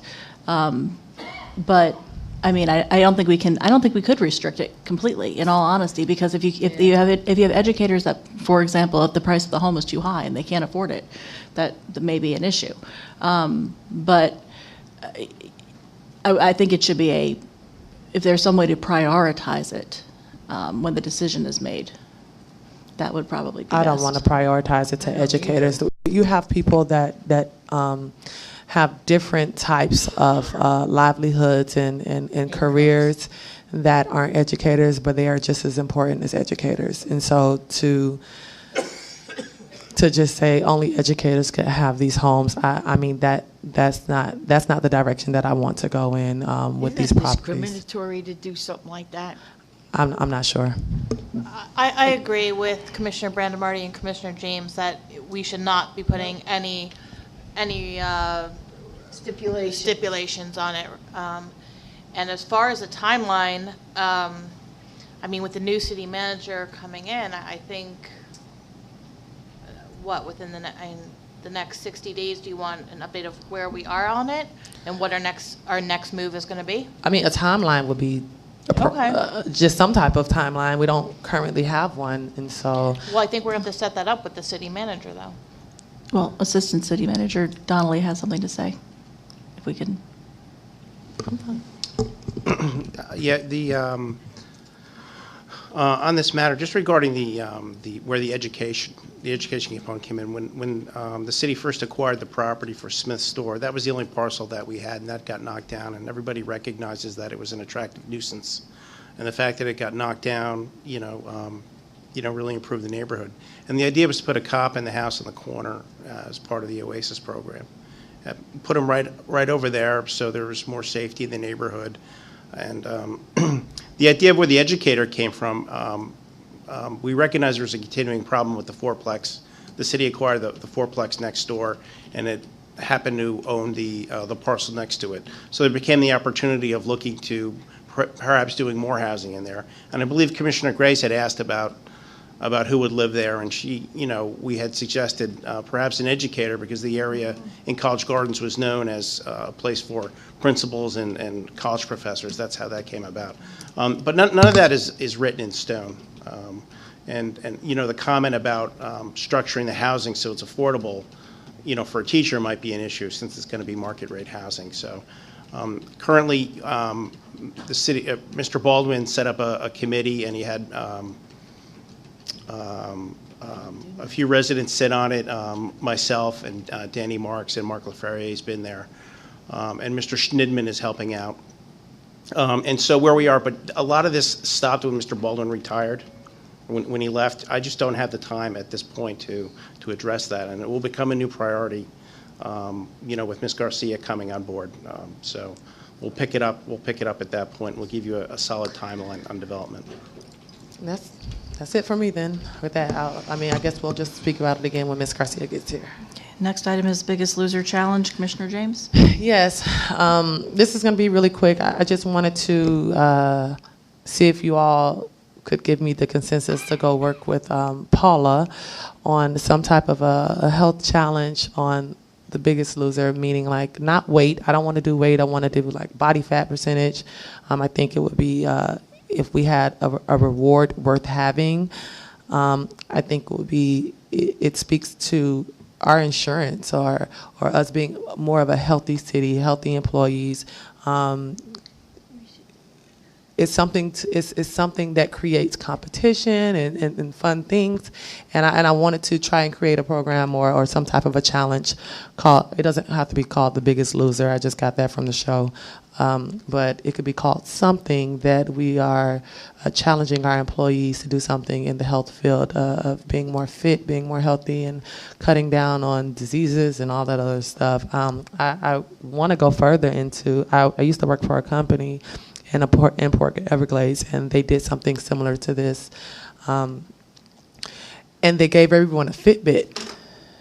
So it can help you on your way of tracking how many steps you're taking, how many calories you're losing, and things like that. I just think it'll be something that'll boost the morale and really, give you something else to talk about around the city. I'm not sure what the reward will be, but I want to go and try to figure some stuff out with Paula if you all think that that's a good idea or not. Vice Mayor? I absolutely dread your challenge. I do too. And you have my full support to go forth and find out how to make it work. Go for it. Commissioner Harris? It's a great idea, but I think we could piggyback on some of the health and wellness programs that United Healthcare has as well and see how we can partner up and do a reward process that way. So yes, good. Health and wellness, all good. Okay, that's it. Okay. I'll work with Paula. Commission comments? Commissioner Brandemarty? Yes. All right. I had the pleasure of attending the ribbon cutting ceremony at the Meadowbrook Southeast 10th Street Clubhouse.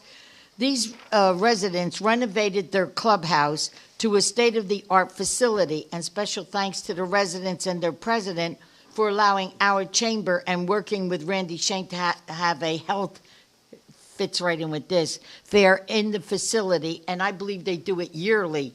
And they sell tables to different health organizations, and that's how the chamber is getting the money for it. I think the tables are $100 each. I also attended for the first time Gangrel's wrestling show at our own Dania Beach Casino. That was amazing. They were standing even on the walls in there. There were more than 400 people who attended the show. The casino was so impressed with the show and the turnout that they rebooked them for another event. And what made it fun to even be sitting there was Jay. Jay sat with us through that whole show, and he actually was yelling at the wrestlers as to when something he didn't like or they were boring at a point there, which I agree with this resident right here, Jay, because they put 4 people in the rink and they decided because they're going to be in a Hall of Fame. One of the guys is a Hall of Famer. Am I correct? So but he's huge. So out of the 4 of them in this rink, and I believe the mayor was there, I'm not sure, they were talking to each other. Well, that didn't suit him. So he yells out, "Stop talking, you're boring, fight with each other."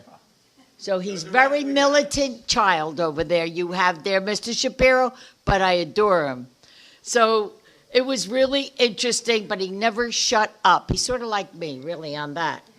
Okay. I want the residents to know that even though we have differences of opinions, we, the commission, will always work together in the best interest of our residents and try to make the very best decisions. So when you see us get mad at each other, it's forgotten. Bill and I are going out and have a drink later. So don't think that it's, well, he don't want the challenge. He said, no, not because then tonight. we'd have to stop drinking, right? Oh, he'll even drink gin because he knows that's my drink of choice out there in TV land. With olives. So, okay, I just want you to know that was it right there. Thank you. Commissioner Harris? Due to the late hour, I think I'll hold any questions for the next time or any comments for the next time. You got a fever? Commissioner James. I want to welcome Ms. Veronica Larkins back. She's had a tough journey in health and wellness, and it is just a true miracle that she is sitting here today. And I'm so happy to see you, and you're walking, and you're speaking, and you're driving, and you're still talking trash. I love you. We received a letter from Ms. Deborah Hickson. Her husband was amongst one of the 17 that lost their lives on February the 14th of last year. It is dated when I was still the mayor. I'm going to read it really fast. Dear Mayor Tamara James in the city of Dania Beach, thank you for your generous donation of $5,000 to the Chris Hickson Athletic Scholarship. As you know, Christopher Hickson was a victim of the Stoneman Douglas High School, and during the tragic events that took place on February 14, 2018. His love for student athletes were well known throughout his career, as he always went the extra mile to ensure they were taken care of. Therefore, to continue his legacy and to continue taking care of student athletes, we created this scholarship in his name for student athletes at the 3 schools he worked at. And he was my athletic director when I was at South Broward. Scholarship winners will be student athletes that best represent the kind of person Chris Hickson was, someone who was just as involved on the field as they are off the field and in the classroom, someone with a passion for service towards others, leadership, school and community involvement, and citizenship towards our nation.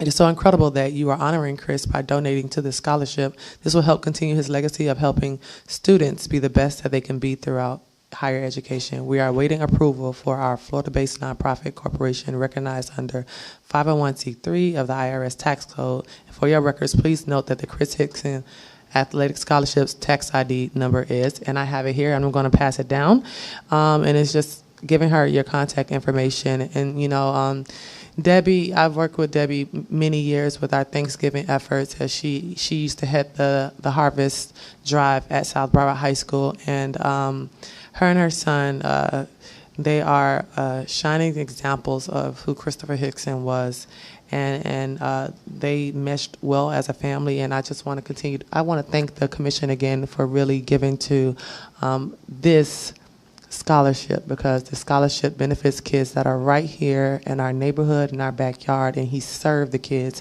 that are right here in our neighborhood, in our backyard. So I'm going to pass that down. It was nice of her to send that.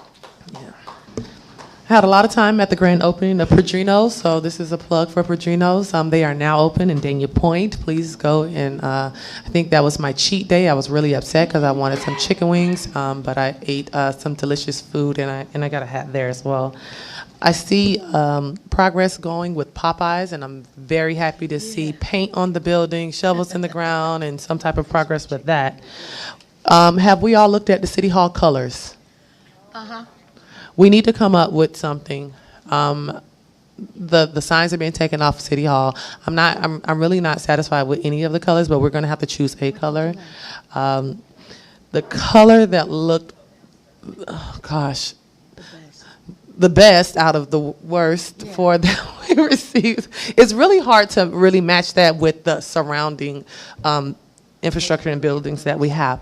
But it would be the one that was with the beige color or some type. The dark orange? It was like I think it was the first third one. No, that's the two. No, not orange and red. No. Hold on. What do you guys like? I like the water tank colors. Okay. The ones that, I mean, I would tell you the colors, but all of the colors say the same thing on this, so I can't even tell. Okay, first, second. I think either the second or the third. The second looks like it goes more with the library and then the garage. We're gonna have to put a color on City Hall. We have to make a decision. lively colors. Oh, did you all? Well, I did too. Well, what was the decision made? Because I didn't say anything, so I guess mine was number 2. Did we? Is that part of your report tonight? Yeah, when we first sent the color matches around, I think I heard from Commissioner Brandemarty and Vice Mayor Odman, and then there was a call to add the blue that was in the new city logo, and then some different types of colors, and that's where this comes in. This palette. What we tried to do was to maybe take some of the colors. Let me go back. The first set of colors actually had the color scheme that matches the garage and City Hall, and I think people like those, and the library, I'm Yeah. sorry. Yeah. And the second one is a variation on that because we didn't want to show you something you'd already seen before. We try to pull colors off the Morrison Hotel since it's sort of catty corner Okay. from those. And just keep in mind, these colors were taken from the Sherwin-Williams, and Katia put those into a program. And so they're not coming out of the same paint program that Sherwin-Williams had provided the first color scheme from. So what's the front runner on the colors, I guess? I think it's I think it's split. I think we've got 3 of them, 3 different ones. Wait, how, what do you mean it's split? Why? I'm confused. Chicky and I are saying we both picked the blue and the white, but predicated Reminds me of on a that hospital. blue. This looks like a being crown like- box. It No, looks no, like a no. hospital to me. No. The blue, because in my head, I was wanting that blue to match the Morrison. Okay, Bill, Oh. you like the blue? But matching the Morrison, not that bright. So y'all have blue. 3 for the blue? Well, let's Morrison move along. blue, Morrison blue. I guess it's Morrison blue. It Morrison makes no blue. sense to even discuss anything else. Morrison blue. Okay, so it's Morrison blue. We're gonna look like a crown box. What do we need, 4? Wait. The one that's got the blue from our seal, or from the first The one that matches the Morrison, I think is what they're saying. Color match with the Morrison blue. Morrison blue. We don't want that bright blue that looks, as Okay. Commissioner James is putting it, the crayon box. We want, rightly so, we want the blue that's lighter, and tell me if I'm putting words in anyone's mouth, that's lighter and matches the Morrison Hotel. It's kind of, I'm trying to look at someone's shirt. Yeah, maybe like It's that right- jean jacket, light. Leslie, you want to model? Let's model at 10 o'clock at night. You get Thanks. it, just match it with the Morrison. Okay. All right. And the last thing, well, 2 more things. Love Our Nation did a wonderful job as Ms. Grace, stated. I went and watched all of those kids with the Black History Program, and then we celebrated 110th anniversary down the street at what's the name of the church? Greater Mount Zion. Greater Mount Zion, with Pastor Wiggins, and Congresswoman Debbie Wasserman Schultz was in attendance, and your mayor and I was there as well. I'm just going to ask our mayor that when we have these meetings, and you will have a lot of residents that may be really angry with you on certain things, and angry with us on certain things, that you do not allow them to be disrespectful towards us, because I will always say something back. I will always say something back if I feel like someone is just really disrespecting any one of us. If they're disrespecting you, I'm going to jump in and say something too. That's just the type of person I am. And so I'm going to ask that you not tolerate that type of disrespect and have them in some type of control. If not, I will say something. That's all my comments. Vice Mayor. All right. 10:30. I'm going to keep it short. I stopped by Fort Lauderdale Pride this past weekend. Over 120,000 people in attendance, and they had a bunch of tie-ins. They had something with Brightline going on. It was amazing, and I can't believe we have absolutely nothing in Dania Beach that for Pride, and I think that's unfortunate. So that's something that I think we're going to be working on this year, and I hope next year we're talking about our Pride. And just going back to my Love Fest, I want to say thank you to Commissioner James. You know, your commitment to always trying to make things equitable, even when I don't necessarily agree, is such an important quality. And I'm so grateful that we have that up here, and it adds something important to our little fam up here. So thank you for that. And my last thing is, I believe that we're going to have on March 12th at 7 p.m., we are going to have the swearing in of this new commissioner, this new city manager. Just kidding, 7 o'clock. So I hope that all the residents come out and enjoy that with us, because it really is the beginning of a new day in Dania Beach. So that will be March 12th at 7 p.m. Thank you all. Have a good night. Just a few things. First of all, I hope everybody saw it in the Sun Sentinel this week. There was a wonderful write-up about Dania Point and the progress that's being made. Padrinos was featured, First Watch was featured, a number of the other buildings that are coming in and businesses that are coming were also featured. It was a very nice write-up, and it was free press for our city, and it was good press, so that's a good thing. I think most of us can attest to this past weekend being a crazy weekend. There were a ton of things going on. I saw some of you at a lot of them. I was at as many as I could get to, including the ribbon cutting ceremony that Commissioner Brandemarty mentioned over at Meadowbrook, which was excellent. It's a beautiful clubhouse there. They did a really nice job with it, and it's lots of room for dancing, and including a disco ball. So very, very nice. They did a very nice job over there. I also attended the wrestling on Saturday night. And something that wasn't mentioned, but I think is important to mention, is that the wrestlers who were up there, including Gangrel himself, repeatedly said thank you to Dania Beach and mentioned Dania Beach over and over and over again. So a lot of the people that were there were not necessarily from Dania Beach, but they will not forget that they were at Dania Beach. And that was really important, and people were having a blast. It was actually, there were more people there than I think in the entire casino. They were all in that room, and they really had a good time. As far as other things we went to, I wanted to say congratulations to Greater Mount Zion African Methodist Episcopal Church on their 110 years.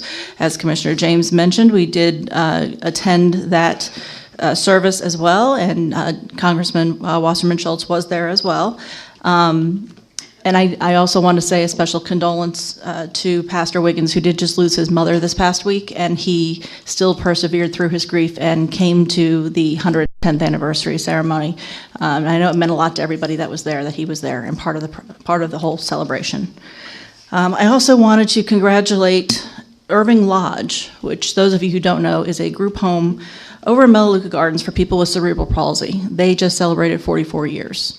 And they also had a little event on Saturday, which was very nice. Family members were there, as well as obviously the residents who were there and the people who worked there, and they were they were really having a really good time. It was a very nice day. The only other thing I'm going to say, I wasn't going to say anything about this, but I will.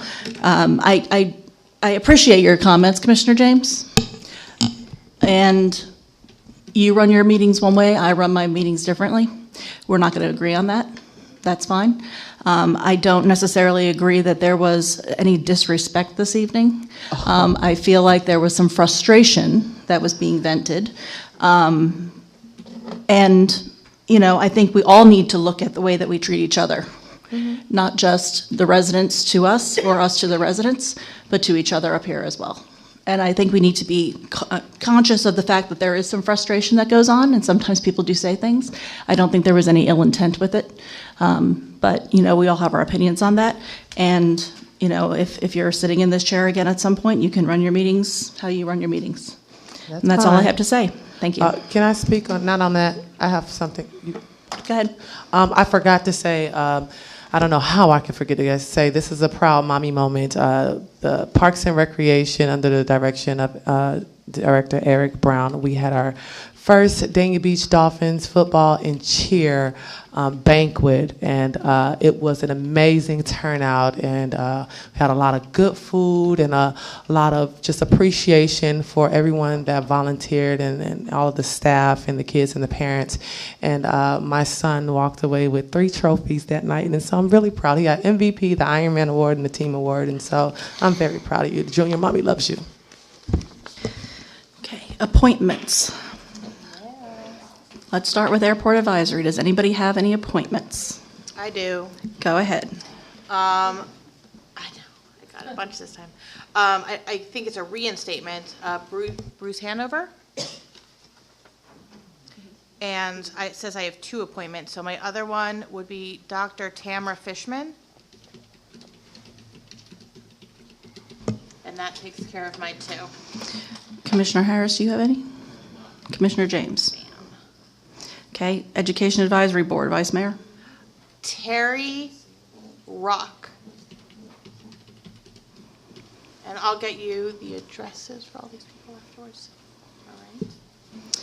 General Employees Pension Board, does anybody have any objection to Mr. Romoli being, continuing to serve? Not at all. Okay, so let's reappoint him. Green Advisory Board, Vice Mayor? David Yalcott. Marine Advisory Board, Vice Mayor Odman? Alexis Guillen, Guillen.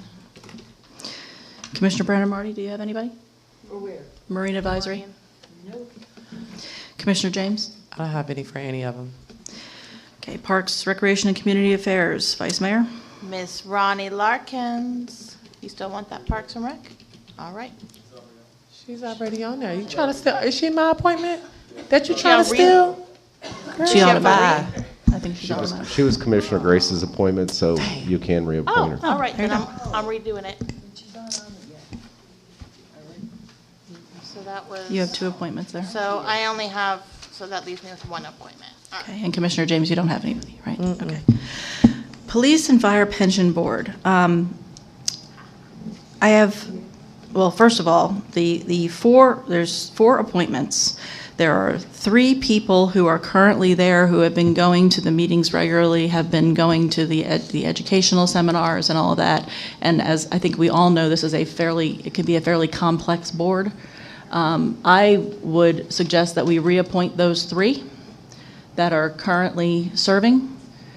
Since they are familiar with the processes, they're familiar with the issues that come up, and they have put a lot of time and effort into that. And that would include David Newby Jr., Ray Sandler, and Dean Harley. Does anybody have an objection to that? Can I add the 4th person? You may. Mr. Clark? Yes. Yes. Scott Clark. Very qualified. All right. So those 3 I will agree to, then plus Scott Clark. Is not Veronica Larkins, Lord. Is Ivy Cure on Parks and Recreation, Tom? She was also Commissioner Grace's appointment. and I'll take her. Term has expired. Okay. Okay. Anything else about police and fire? Does anybody have a? I have a motion to approve all of the appointments. the appointments that we've made today. Do we have a second? Second. All in favor? Aye. Aye. Anyone opposed? Okay. Administrative report, City Manager. Thank you, Mayor. I don't want to report on too much tonight. You have my update on current matters and capital projects. If you would look that up, look it over, and if you have any questions, you can call me during the week. I know tomorrow many of you, or most of you, are going to go down and that Super Bowl presentation. 4 hours. Yeah, so good luck with that. And here are the notes. I've passed out the notes that our Super Bowl committee, I'm sorry I didn't get them to you earlier. However, Eric Brown is, was with Hollywood when they had their Super Bowl event, so he brought a lot of good ideas. And so I think what we're presenting here, at least initially, are something that staff feels is within our grasp to accomplish well. It'll be interesting to see what you find out and to talk about what we can do, what you find out. So that's all. Thank you. City Attorney. Nothing to add. City Clerk reminders. Upcoming meetings, Tuesday, March 12th at 5:30, you have your CRA board meeting, followed by the regular City Commission meeting at 7 p.m. That's all. Thank you, and we are adjourned. I'm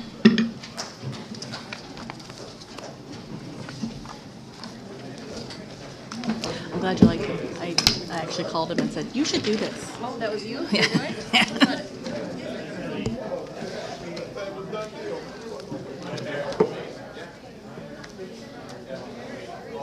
Tom, you'll take care of this.